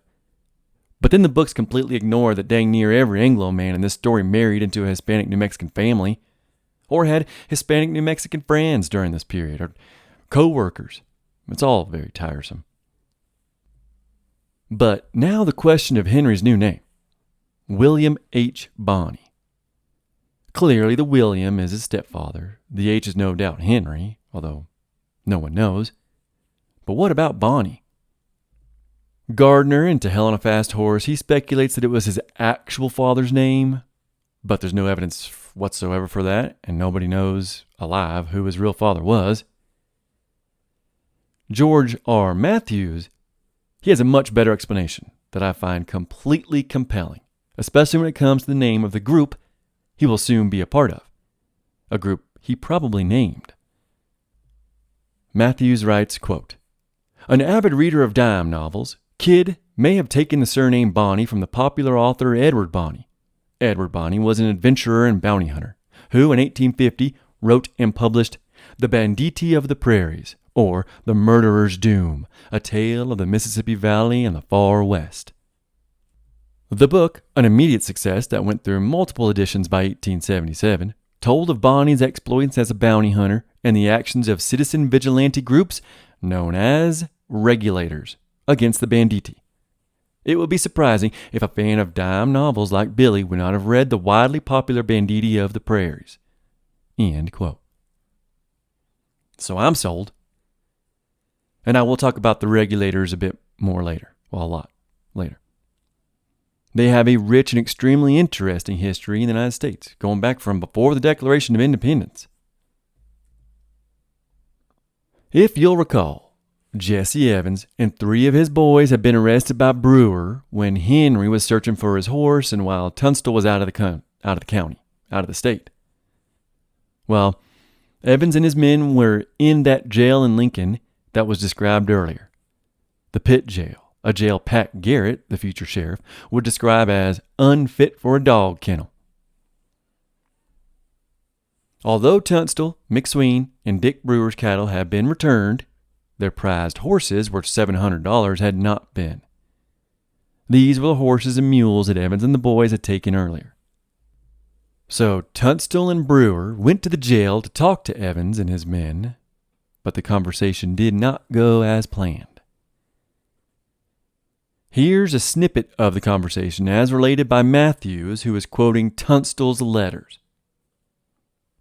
After a short chat, Tunstall and Evans began a more serious bantering. "It amuses me to see the Englishman come around and he don't get any satisfaction," Evans remarked. "Satisfaction? The devil!" a ruffled Tunstall replied. "What do you mean?" "Why, what you want to know is where your mules are, and you don't get to find out," Evans replied. "Find out my great-uncle!" Tunstall exclaimed. "Do you think I have no sense? I never went begging for a woman, and I'll swear the mules ain't foaled that I would pay for. You have stolen my mules and horses. They are worth an easy $700, and you know I want them without being told, and I know that if you want to return them, you can do it. But you should go to hell, and the mules too, before I would ask you for them." End all quotes. Evans and the boys were through with their outside time. That's when they were talking with him. And then they were taken back down into the dungeon, and the ladder was pulled up. Unfinished and unsatisfied with this conversation, Tunstall went to the new sheriff, Sheriff Brady, who was in the employ of the house under Dolan and Riley. Tunstall went to their sheriff and asked if he could be let down into the dungeon to talk to the prisoners further. The sheriff naturally refused. Tunstall did not in any way like the sheriff, and he knew who he really worked for. He wasn't in the employ of the people, but rather the James J. Dolan and Co. Tunstall wrote his parents that Sheriff Brady was, quote, "an Irishman, a slave of whiskey, and a man I think very little of." End quote. Sheriff William Brady was in his late 40s at this point, and earlier in his life, he had served 15 years in the U.S. Army and in the New Mexico Volunteers. Before the Civil War, he was stationed at Fort Craig, that all-important fort during the Battle of Val Verde. At that time, he was fighting Apache and Navajo, though. He was then stationed at Fort Union. That is, until the Civil War broke out. He was then sent back down to Fort Craig, which is where he was stationed during the said Battle of Val Verde. I'm not sure if he participated or stayed at the fort. I cannot tell. Donald Lavish, in his 1986 book, Sheriff William Brady, Tragic Hero of the Lincoln County War, which, I'm sorry. He may have been a Yankee hero during the war against the South, but he was not a tragic hero during the Lincoln County War. Anyways, in that book, Lavish writes that he fought at Glorieta Pass. I am not sure how that's possible. If he was stationed at Fort Craig, he either fought at Glorieta Pass with the Coloradans and men stationed at Las Vegas, Fort Union, or he was stationed at Fort Craig and stayed there until after the Battle of Glorieta Pass, I am fairly certain he could not have been at both. Sheriff Brady was a contemptible and corrupt man in the deck of the House's cards. His future actions and words will prove that time and time again, at least until the regulators get to him. As the days ticked by, Evans and the boys were planning their escape. They had been secreted files and tools with which to get rid of their shackles and to chisel their way out. Eventually, the aforementioned Juan Patron would get word to McSween of this very fact. McSween told Patron, well, go tell the sheriff. So that's what Patron did. Now, Sheriff William Brady, doing his duty, then went down into the dungeon with Patron, and there on the floor were files, knives, and cotton sacks to fill with dirt and all manner of tools they could use to escape. The evidence was all right there. They had technically been caught red-handed. But incredibly, Sheriff Brady eyed the scene, sized up the prisoners, and then headed up the ladder, walked back across the street to his office in the James J. Dolan & Co. building, and did nothing further. Evans and the boys had stolen cattle from John Chisholm and had then given them or sold them to Dolan's ever-increasing herd. The sheriff knew this, and he wasn't going to punish the men who were in the ploy of his bosses. A week later, the jailer who witnessed Sheriff Brady do nothing, he resigned in protest. He knew what was about to happen, and he wanted no part of it. Angry and needing a scapegoat, Sheriff Brady, the following day after the jailer quit, charged into Tunstall's store and half-drunkenly berated the man and accused Tunstall of helping to plan the escape of Evans and the boys. Which is preposterous, because Tunstall's friends and partner, Brewer, had been the one who formed the posse to capture Evans and his men and return the cattle in the first place. Brewer had brought Evans to the jail. As a matter of fact, when that posse was formed, Sheriff Brady had refused to join it and even admonished many members of the posse that Brewer had just formed to also not go, or at least mutiny somewhere along the journey. This is what Matthews writes of what happened after Brady's accusations against Tunstall in Tunstall's own store.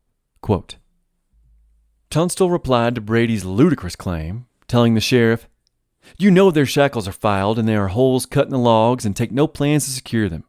And do you dare accuse me with assisting them to escape?" Enraged, Brady, quote, reached around to his left hip for his Colt's revolver, but McSween stepped between them, end quote, placed his hand on Brady's shoulder and told the sheriff, "It ill becomes you, as a peace officer, to violate the law by shooting."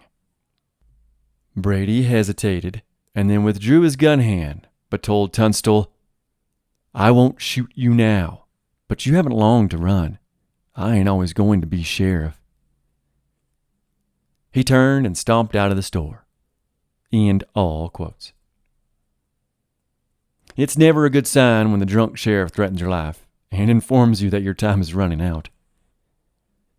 Things are indeed about to get bloody. In the dead of night, on November 17th, 1877, between 20 and 30 of the boys rode quietly into Lincoln and right up to the jail where their leader, Jesse Evans, was being held. They drew their guns on the new jailer, who promptly released the 4 men, including Evans. The entire group of banditos, or banditti, I like banditti, but the entire band of outlaws then rode west through town before turning down the Whiskey Trail straight for Brewer's Ranch. It is very likely that they intended to kill the man who put their leader in jail. But luckily for him, Brewer was out of town. Regardless, word spread that the boys had in fact killed Brewer.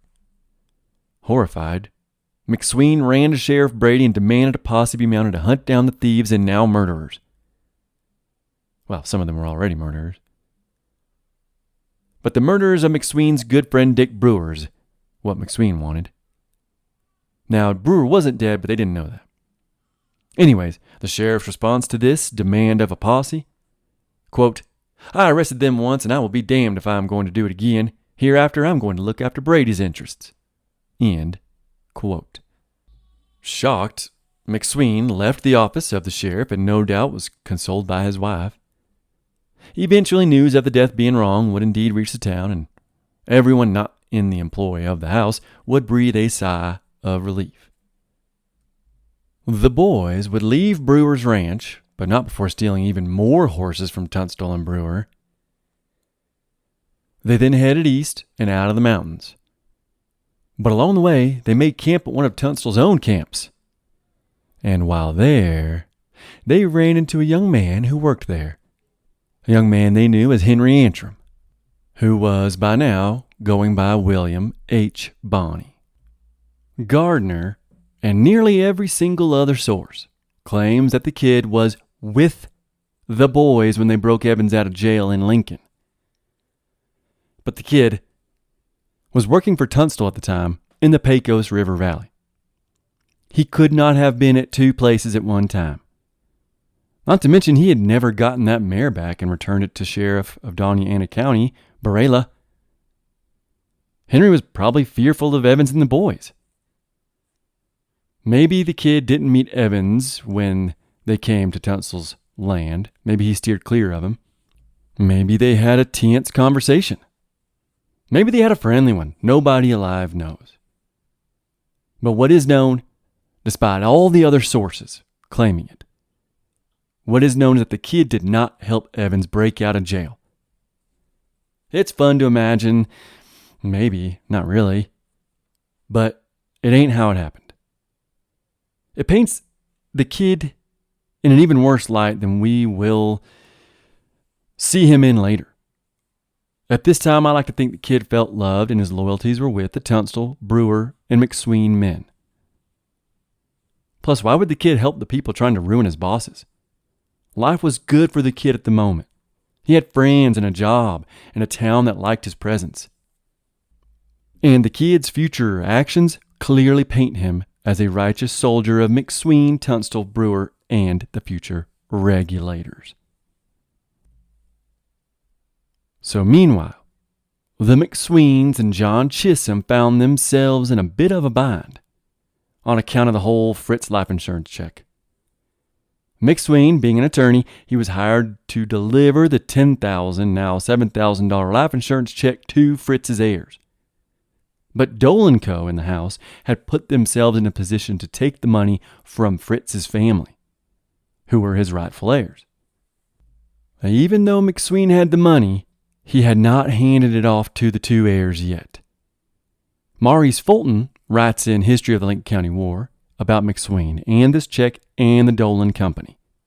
He wrote, quote, McSween, however, resisted stubbornly all importunities and maneuvers, not only because he believed the claim invalid, but also because he wished to safeguard the interests of all heirs to the estate.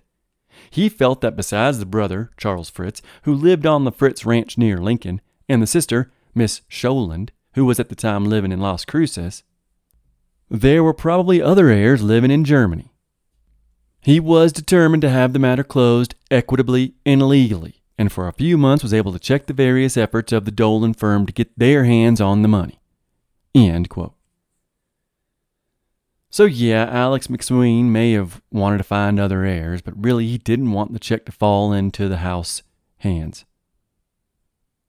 By now, Dolan and the house had insinuated themselves into this check, and they had gotten the sheriff of San Miguel County to arrest McSween and Chisholm. Dolan told the court that he believed McSween was going to abscond with the check and leave the country. Now, he was not going to do that. This trip had been planned for months. But the whole legal system was corrupt and in cahoots with the house and, by extension, the Santa Fe ring. So in Las Vegas, Chisholm and McSween were arrested. Again, this whole thing is wrapped up in Santa Fe ring and its key players, and I could do a whole episode on them. I won't. There's a lot there to mine, though. One of these ring members was a Union soldier named Reinerson, who had by now been appointed as the district attorney of New Mexico by the governor, a man named Samuel Axtell.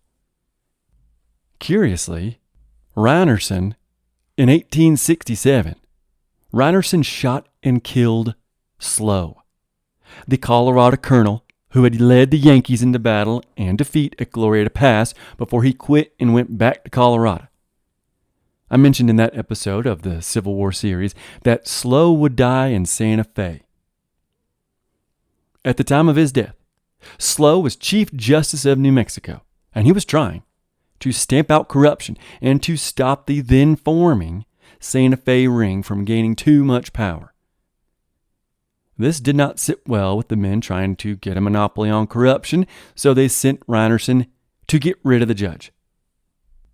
Slow, at some point, slandered Reinerson in public. Reinerson then cornered the judge and told him to take back what he'd said. Reinerson then pulled out a pistol. Slow shouted, quote, "Shoot and be damned," end quote. Well, Reinerson did shoot him, and he killed him. And then Reinerson was acquitted. Reinerson's attorney was Stephen Elkins, co-founder of the Santa Fe Ring. So Reinerson, now district attorney, okayed the arrest warrant for McSween and Chisholm, and then sent the arrest warrant to the other Santa Fe Ring leader, United States District Attorney for New Mexico Territory, Thomas B. Catrone, who then sent Sheriff of San Miguel, Sheriff Romero, to apprehend the two. Even longer story short, Chisholm would stay in jail until March of 1878, while McSween would be sent back to Lincoln under house arrest.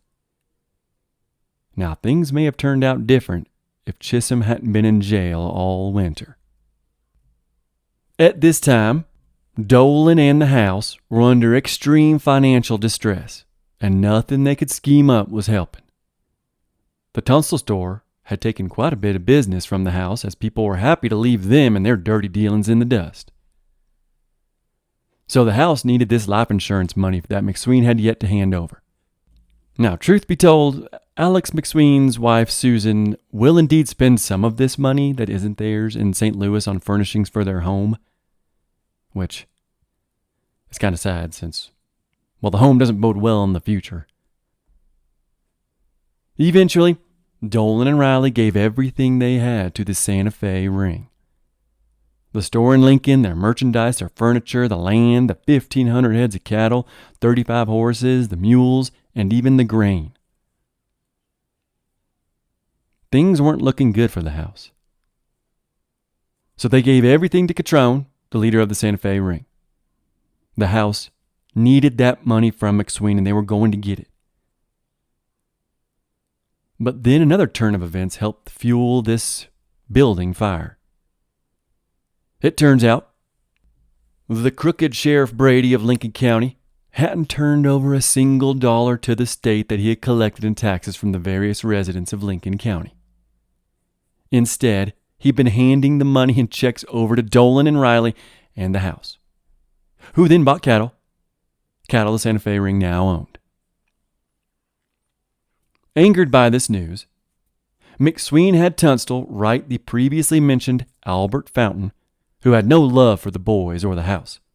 He was the newspaperman way over in Mesilla. Well, Fountain published their letter. In the published letter, the two, Tunstall and McSween, accused Dolan, Riley, and Brady of stealing money from the people. Tunstall concluded the letter with, quote, "Let not Lincoln County suffer from the delinquency of 1, 2, or 3 men." End quote. Dolan was at that moment in Mesilla, awaiting the very trial of McSween so that he could get his money to pay back the Santa Fe Ring.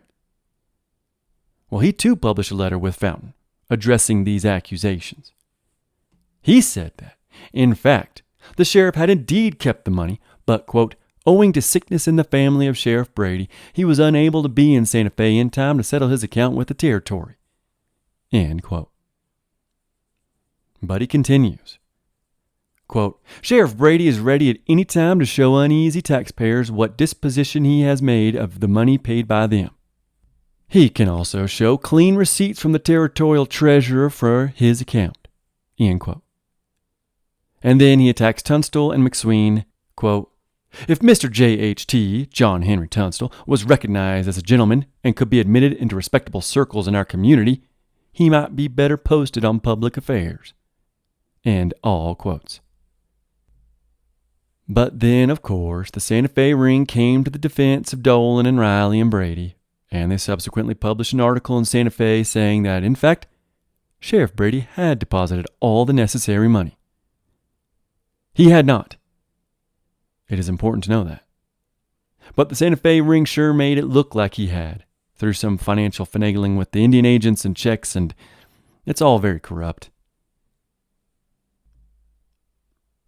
So deviating from that a little bit, at around this time in the story, I read twice that Billy the Kid had been arrested and thrown in that same pit jail in Lincoln that Evans and the boys had broken out of.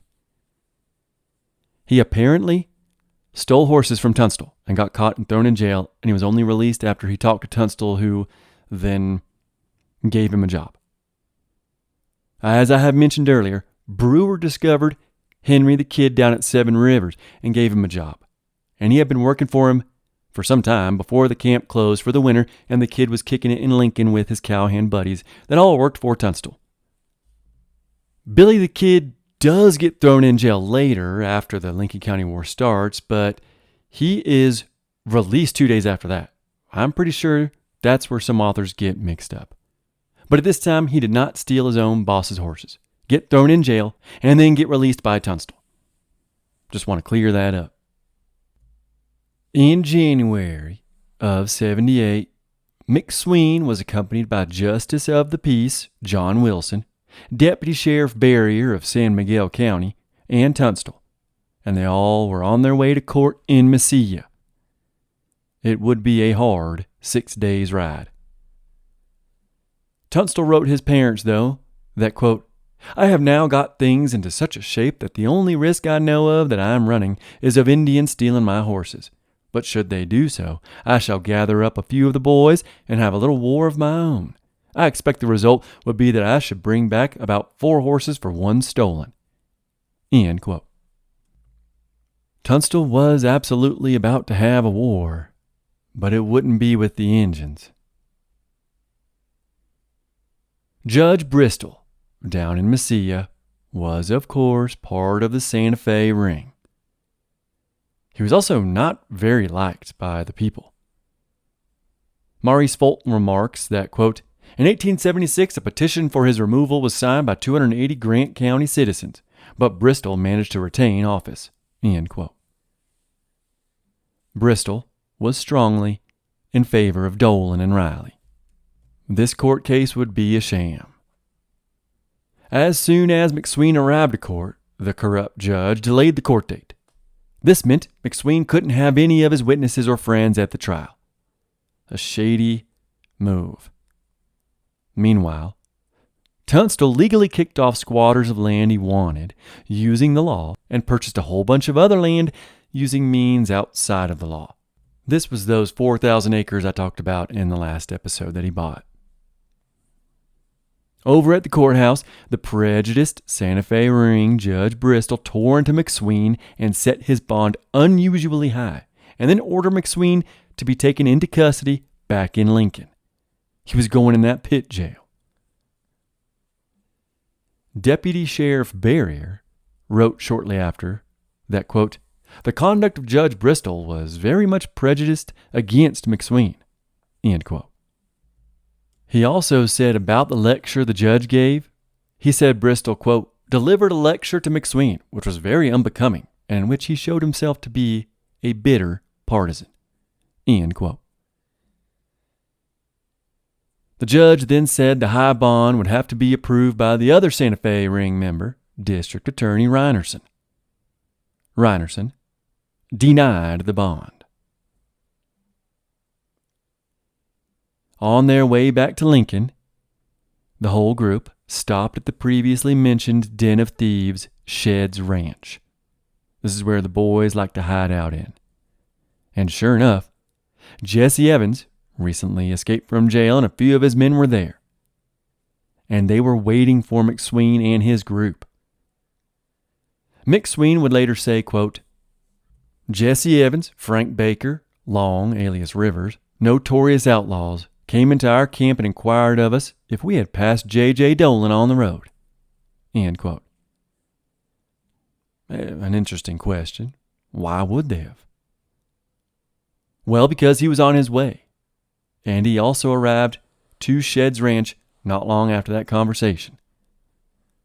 The two factions of the as-of-yet-to-start Lincoln County War were nearly all together. And things almost kicked off right here. The following morning after that conversation, Jesse Evans and Dolan came over to Tunstall, McSween, the deputy sheriff, and the justice of the peace, and Dolan drew his gun. McSween wrote, quote, Dolan drew his Winchester carbine on Tunstall and asked if he was ready to fight and settle their difficulties. When Tunstall asked Dolan if he was challenging him to a duel, Dolan angrily said, You damned coward, I want you to fight. Dolan drew his gun, cocked on Mr. Tunstall 3 times. End quote. After walking about 20 feet away, Dolan then turned back to Tunstall again and yelled, quote, When you write the Independent again, say I am with the boys. End quote. Which again goes to show that William H. Bonney the Kid did not help Evans and the boys break out of jail, despite what other authors and historians say. Matthew's book is full of great pictures of all the characters. And if we're going by physiognomy alone, the Tunstall-McSween camp were much more trustworthy and moral men than the Dolan-Riley faction. Physiognomy does not lie. This little spat, though, it convinced the deputy sheriff Barrier that McSween would not be safe if he was handed over to the sheriff in Lincoln, because the sheriff would just turn him over to Dolan and the boys. There was some more illegal wrangling in the background, having to deal with this unpaid Fritz life insurance check. The House asked the court to include McSween's entire holdings to pay the debt. I'll spare you the boring stuff. Just know the corrupt court agreed that McSween should lose $8,000 worth of property. In reality, the House is going to rob him of everything. At least $40,000 worth of goods and land. As in, they are about to in this story. Anyone associated with McSween was about to lose everything as well. The crooked Judge Bristol attached all of McSween's assets to this whole suit, and on news of that, Dolan, Evans, and the boys raced back to Lincoln in a record 24 hours and began occupying McSween's and Tunstall's buildings and helping themselves to whatever they could. All of this was done under Sheriff Brady's supervision, of course. They were legally stealing everything from McSween, but also from Tunstall, who was not named in the suit. McSween had promised to financially aid Tunstall when McSween could, but as of yet he had not. He did not spend the life insurance money. Okay, so Susan spent a little bit. McSween knew if he gave the money to the failing Dolan Company and the House, that they'd be able to pay off their debts and they'd truly rule Lincoln County even more than they already did. Dolan and Riley and the House were lucky to have the law and the ring on their side. Too bad they were too dumb and ill-equipped to run a business and stay afloat. I wish the law was on my side. How much could I get done? Sheriff Brady, once he heard the news, strolled into Tunstall's store and he took possession of everything. Despite the protestations of Tunstall's man, Weidenman, the sheriff then demanded the keys to the entire building, including to Tunstall's room and private possessions. Weidenman refused. So he was quote-unquote detained, and the keys were taken from him. It's not overly clear when, but around this time, if he wasn't already, Weidenman, through the aforementioned family connections, he had been made a deputy U.S. Marshal. So he had capacity as a lawman, and he will use it soon with the regulators. McSween and Tunstall and the other two officers of the law, including Deputy Sheriff Barrier, they were making their way back to Lincoln, but they deviated from the normal path, which very well may have saved their lives. for Dolan and Evans, this is the story, were waiting in ambush to kill them. I tend to believe that story on account of future actions. So the tables had turned, and things were now looking bleak for McSween and Tunstall. The corrupt and drunk sheriff had just taken all of their stuff, and now McSween was supposed to be placed in the sheriff's custody in that underground pit house hellhole jail. But thankfully for our story, for now, Deputy Sheriff Barrier could see the writing on the wall, and instead of handing over McSween, who Sheriff Brady had apparently planned on, quote, taking the spirit out of him, end quote, instead of giving McSween to Sheriff Brady, Barrier decided to place McSween under house arrest in his own house, McSween's house, under Barrier's supervision. The French-born Barrier was Deputy Sheriff of San Miguel County, not Lincoln County. So this was a bold move. And on top of that, there was a court order by Judge Bristol to hand him over to Brady. Barrier was being extra brave, but it probably saved McSween's life, for now. William H. Bonney finally re-enters the story. It was February of 1878, and since it was winter, as I mentioned, the cow camps down the mountain were closed. So Tunstall's men, including the kid, were in town. They'd seen what was being done, and they did not appreciate what was happening to their bosses.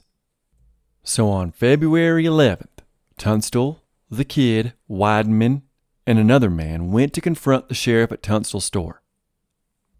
Tunstall and Wideman entered Tunstall's store, guns drawn. The kid and the other man by the name of Waite stood at the doorway with their Winchesters and pistols. Tunstall told the sheriff to stop inventorying his stuff on account of a debt that McSween owned. This did not involve Tunstall, he proclaimed.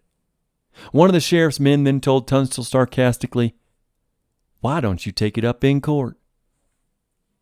Tunstall exploded, for obvious reasons. I mean, look what the court had already done. Tunstall said to the sheriff and his men, quote, "Do you think I can get any justice in the district court? Haven't I just seen how prejudiced are both Judge Bristol and Colonel Reinerson in La Mesilla?" End quote. He had a point. Everyone was corrupt and working for the Santa Fe ring after all. Sheriff Brady man then said, "Why don't you take it up to the district court then?" Tunstall replied, quote, "God, man, you can't get justice there either. It's the worst outfit of all and is completely in the hands of that damned Santa Fe ring." End quote. In the end, the sheriff did not care about Tunstall's protests, and he continued to claim he was taking all of his stuff. But at least Tunstall convinced the sheriff that he couldn't take his 6 horses and 2 mules, and the sheriff agreed, surprisingly. Once he agreed, Tunstall immediately broke for the corral and gathered up his animals in case the crooked sheriff changed his drunken mind. Tunstall then sent 6 of his men, including the kid and Wideman, to take his animals to the cow camp down the mountain. And eventually they all rendezvoused with Dick Brewer, who had by now joined the frustrated men. And then their frustration grew when they heard the sheriff wrangled up a posse to collect all of Tunstall's precious cattle and the horses and mules he just let Tunstall take. He had indeed changed his mind. Back home under house arrest, McSween was doing all he could with the pen. He wrote to whomever needed to hear, but especially to the Secretary of the Interior. He wrote that Dolan and Riley in the house were giving the Apaches horrible and rotten food and beef not fit to eat. And what beef they did give were stolen anyways. The previous year, McSween, being rather crafty, he had taken a sample of the flour that the Dolan Riley house were selling to the Apaches.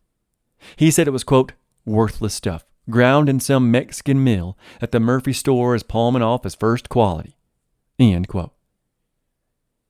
He kept that sample too, and he was willing to use it as evidence later.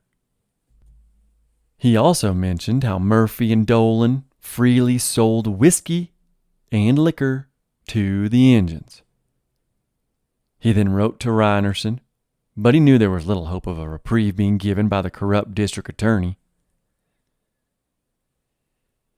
Back at the cow camp, Brewer, Bonnie the Kid, and the rest of the men waited for the sheriff's posse, which was led by Deputy Sheriff Matthews. Matthews was from Tennessee, but he fought for the Yankees, although he saw no action. He then tried his hand at various tasks in Colorado and northern New Mexico, like mining, and then he tried to raise cattle in Lincoln County. Eventually, he was forced off the lot he was squatting on by Tunstall. Believe it or not, despite not having to, Tunstall still paid Matthews and his friend Freeman, a man who was a murderer and who by now had been killed in a shootout. Well, Tunstall paid them for the land he legally owned. And now Matthews was a deputy for Brady, and he was going to gather up all of Tunstall's cattle, despite the cattle in no way belonging to McSween. Remember, McSween had not given any money to Tunstall, but the house was collecting from everyone involved with McSween. Brewer had the Tunstall men turn the small shed at the cow camp into a fortified castle once he learned the deputy was on his way with a posse. Billy the Kid himself wrote that they all, quote, cut portholes into the walls of the house and filled sacks with earth, so that they, should they be attacked or murder attempted, could defend themselves, end quote. While en route to the pasture, Deputy to Sheriff Brady, Matthews, his posse grew even larger when none other than Jesse Evans and the 3 other boys who had all escaped from the Lincoln County Jail, they joined Matthews, the deputy. They all then headed to the cow camp to confront Tunstall's men and to take his herd. The tense scene that plays out is best left for Matthews to tell, really. He quotes a lot of the players who were actually there, and he writes, quote, by early afternoon, the posse, reinforced by the outlaws, reached Tunstall's ranch. Bonnie later said the posse, quote, was composed of murderers, outlaws, and desperate characters, end quote. When Matthews was within about 50 yards of the house, Dick Brewer called out to the deputy sheriff to halt his posse, advance alone, and state his business. Matthews complied and told Brewer he had come to attach the cattle and property of McSween. Brewer calmly replied that McSween had no cattle or property there, but offered to help him round up the cattle to see for himself. Surprised by Brewer's offer, Matthews said he would go back to Lincoln to get new instructions.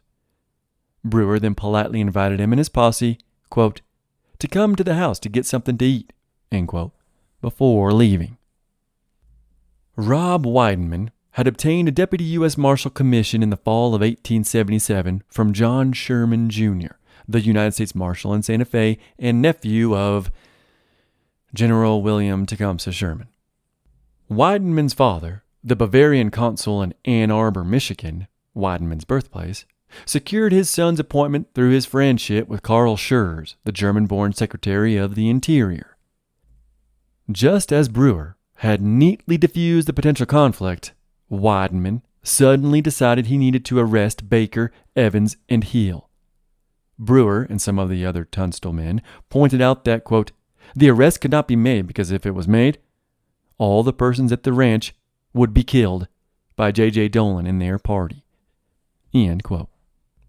Bonnie later testified that Evans, hearing Weidenman's threat, approached, quote, swinging his gun and catching it cocked and pointing directly at Weidenman, and asked if he was hunting for him, end quote.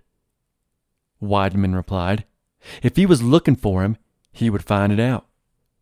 Evans asked whether he had a warrant for him, and Weidenman answered that was his business. Angered, Evans said that if he ever came to arrest him, he would pick Weidenman as the first man to shoot at. Weidenman replied, that was all right, that 2 could play at that game. While those two exchanged words, Frank Baker stood near, swinging his pistol on his finger, catching it full cocked and pointing it at Wideman. Wideman later claimed he heard Baker say to Andrew Roberts, quote, "What the hell's the use of talking? Pitch in and fight and kill the sons of bitches." End quote. Cooler heads prevailed, however, and they all sat down to a meal served by Tunstall's cook, Godfrey Gauss. Besides Brewer, Wideman, and Gauss, the Tunstall men included John Middleton, Henry Brown, Fred Waite, William McCloskey, and Billy Bonney. Martin Martz, a visitor from a nearby ranch, was also at the table. End all quotes. And so that was a very tense scene. I'm surprised cooler heads prevailed. Wideman had earlier attempted as a deputy U.S. Marshal to arrest the Evans boys after they'd escaped from jail. There's so much, I may have forgotten to mention that, actually. But the tension was high, and that's why Wideman acted the way he did.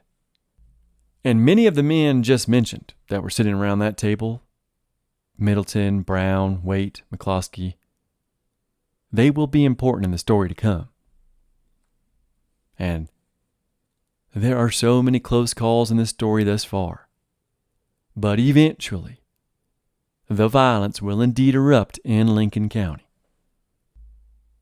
After the meal, Deputy Matthews told some of his men to gather even more of a posse and then to meet back at the ranch on February 16th to finally finish the business of gathering all this cattle.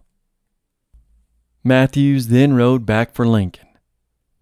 Accompanying him were some of Tunstall's men, including Wideman, Waite, and Bonney the Kid. They exchanged some words on the road back, but no violence broke out.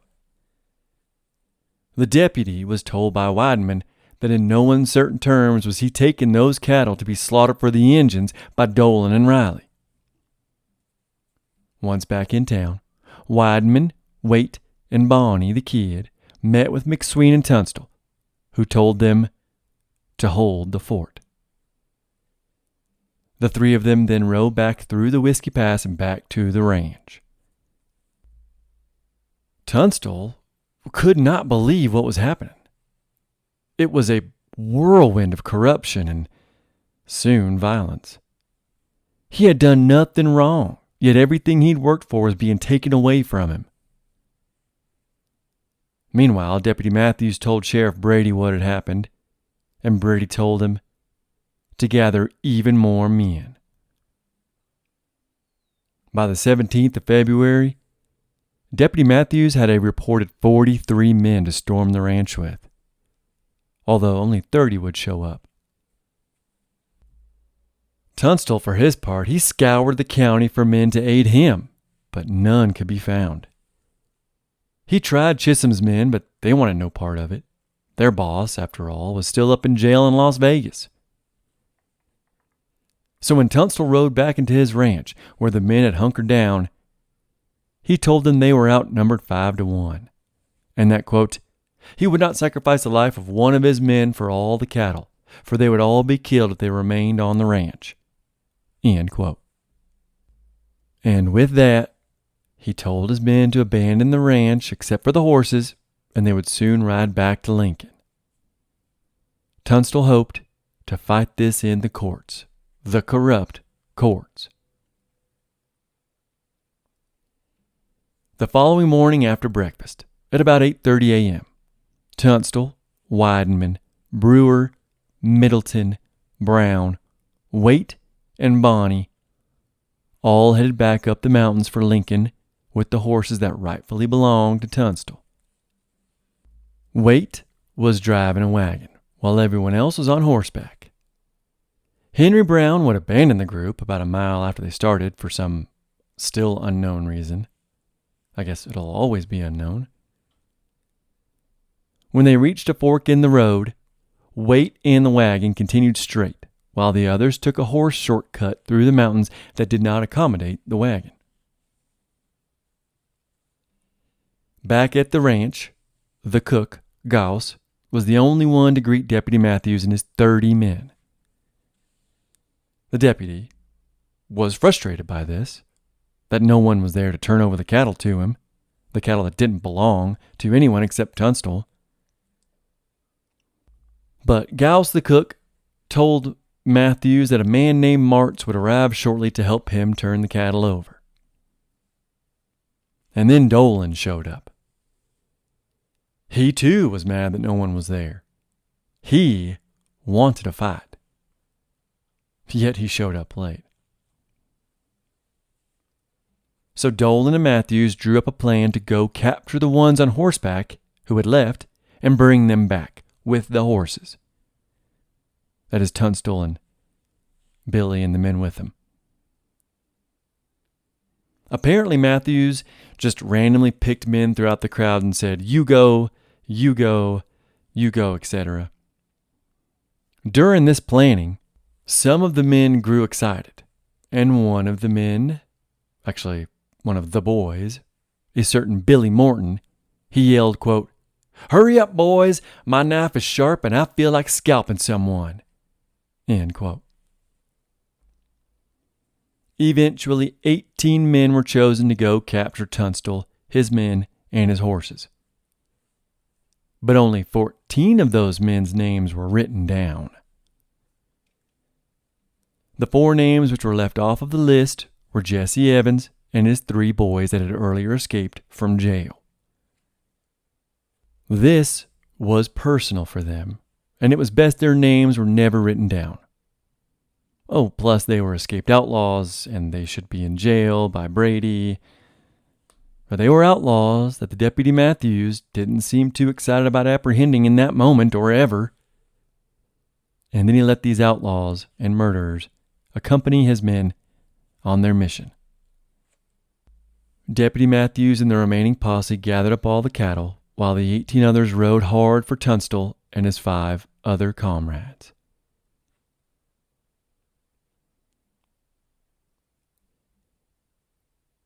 Instead of me summing up what happens next, I will read from Matthews, the author of Billy the Kid, The Life Behind the Legend. Shortly after 5 o'clock, as the winter sun dipped behind the Sacramento Mountains, the Tunstall party reached the head of the timbered canyon that descended into the Ruidoso Valley and Dick Brewer's ranch, less than 5 miles ahead. John Middleton and Tunstall rode leisurely on the side of a hill about 700 yards west of the trail where the 9 horses were being herded. Weidenman and Brewer had gone up the hill behind Middleton and Tunstall, chasing a flock of wild turkeys. Billy Bonney rode drag on the trail behind the horses. After riding a short distance down the canyon, Bonney, hearing hoofbeats behind him, turned in his saddle. A group of riders, charging over the rise, began shooting at him. He spurred his gray horse, yelled a warning to those ahead, and raced west toward the hill occupied by Weidenman and Brewer. The attackers followed. Middleton later said, quote, "I was within 30 steps of Tunstall when we heard the shooting first. I sung out to Tunstall to follow me. He was on a good horse. He appeared to be very much excited and confused. I kept singing out to him, 'For God's sake, follow me!' His last words were, 'What, John? What, John?' End quotes. Middleton turned, spurred his horse, and raced toward Weidenman, Brewer, and Bonney. When the lead attackers, Billy Morton, Jesse Evans, and Tom Hill, saw Tunstall alone, they turned and rode toward him. Tunstall made no attempt to follow Middleton. Instead, he turned his horse and rode toward the 3 advancing riders. As they paused and waited for Tunstall, 16 days shy of his 25th birthday, they rested the stocks of their rifles on their knees. As Tunstall rode toward, Hill whispered, "Hold on, till he comes near." When Tunstall got closer, Morton shouldered his rifle and shot Tunstall through the breast, knocking him from his saddle. He landed face down, probably dead before he hit the ground. Hill dismounted and fired his pistol into the back of the Englishman's head. Someone else, probably Jesse Evans, fired and killed Tunstall's horse at the time Tunstall was shot through the head by Hill. Hill then emptied 2 cartridges from Tunstall's revolver. End all quotes. The rest of Deputy Matthews' men, when they arrived on the scene, they decided they'd best make it look like it was in self-defense, this murder of Tunstall. They laid Tunstall's body next to his beloved blind horse's corpse. I forgot to mention he loved his blind horse a lot, which is why he was always trying to gather him up. But they laid Tunstall on a blanket and then covered him with another blanket before placing the pistol missing the 2 cartridges next to him. They placed his head on his overcoat as a pillow. Then they morbidly placed Tunstall's hat under his beloved blind horse's head. Now, it should be noted that a lot of these men that caught up to the carnage threatened to quit the posse right there. They wanted nothing to do with murder, and they were shocked at what their outlaw posse members had done and how they had desecrated the scene. They flat out rejected when Evans suggested they hunt down the rest of the men who had just been there. Some of these men in the posse would later give the story of the murder, which is how we know exactly how it happened. Afterwards, they all rode back down to Matthews at Tunstall's ranch to tell the deputy Tunstall had fired on them, so they had to put him down, which was a lie. While this was going on, the 4 on horseback, not including Waite in the buggy, booked it in the dark back to Lincoln. They knew they were outnumbered 4 or 5 to 1, and defending their position was suicide. Poor Tunstall, though. Stunned at the chaos erupting and failing to follow his friends, he didn't stand a chance. Once back in town, Billy and the other 3 immediately went to McSween's, and they told him of Tunstall's murder. Soon the whole town would hear of it and gather at McSween's house. And most everyone in town was outraged. Already under the heel of the house, the townsfolk needed little reason to hate the perpetrators any further. While everyone in town gathered around the McSween residence, Riley, the only member of the house that was still in town, began to sweat. Well, Sheriff Brady was in town, but he holed himself up in his office with his whiskey. Riley, though, he got good and drunk and then decided he was going to give his condolences to McSween. For whatever reason, he thought this was a good idea. So Riley, no relation, stumbled drunkenly through town and over to Alexander McSween's house where the crowd of mourners were still gathered.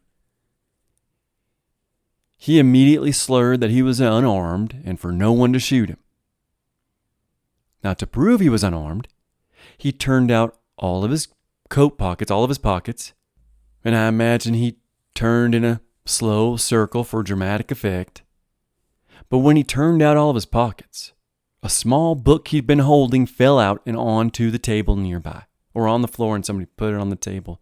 It's not really clear, but a book fell out of his pocket.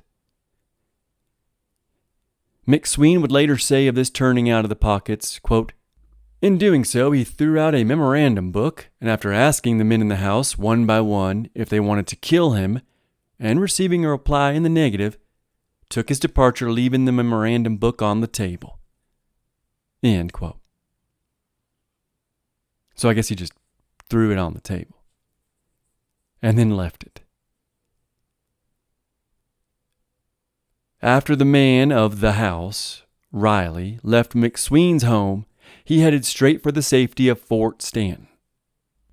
Meanwhile, McSween and his men rifled through this intriguing book that Riley had left, and they couldn't believe what they were seeing. In the book was a list of names, and each name had a code word, and the names were damning.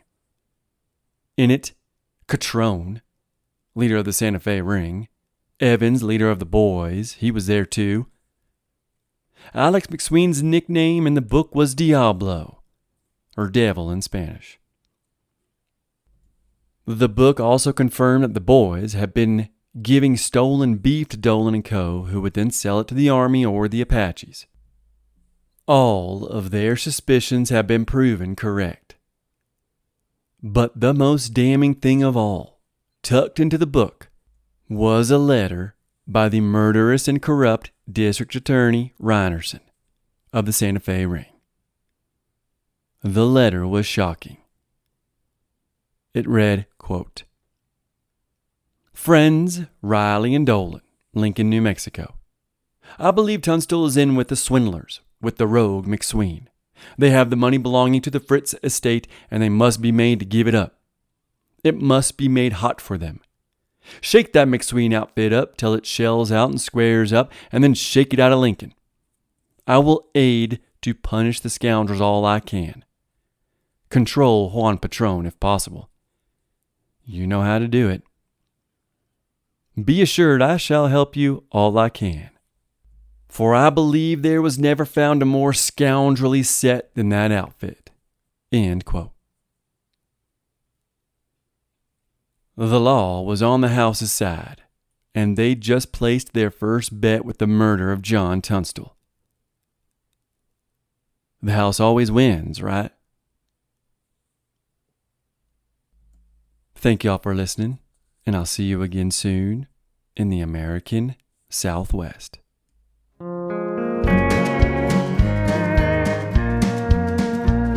Came down from Alamosa, across the Rio Grande, to track a killer lion, lost his fear of man. First seen around El Rito, he laid a rancher down, killed the rancher's daughter, was gone out of sound. And the purple sage and caprock is never out of bounds when you chase the mighty lion behind slobber-headed hounds.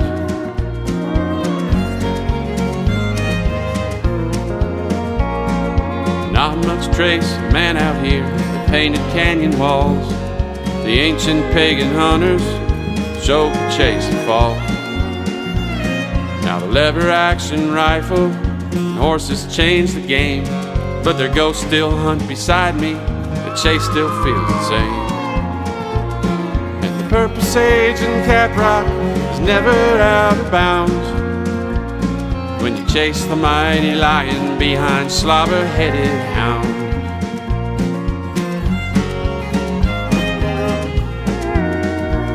Now the hounds my father left me are ranging out of sight. I stand up in my saddle in the early morning light. I can see the good gyp circle, and I know it won't be long till the canyon rings are striking cry, the lion will be found. Purple sage and caprock is never out of bounds when you chase the mighty lion behind slobber-headed hounds.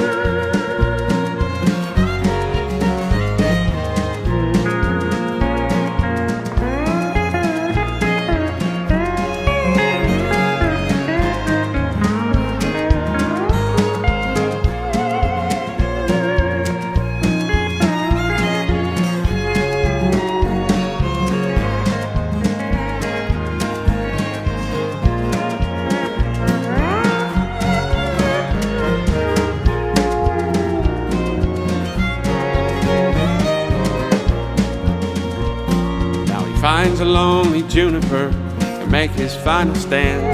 3 faithful hounds lie dying, blood shining on the sand.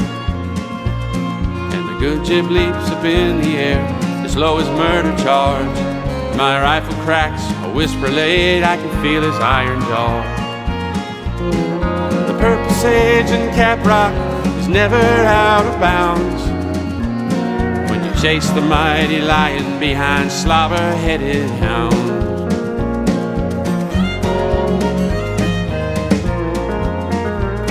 Now the eagle sees us falling, the hunter and the prey.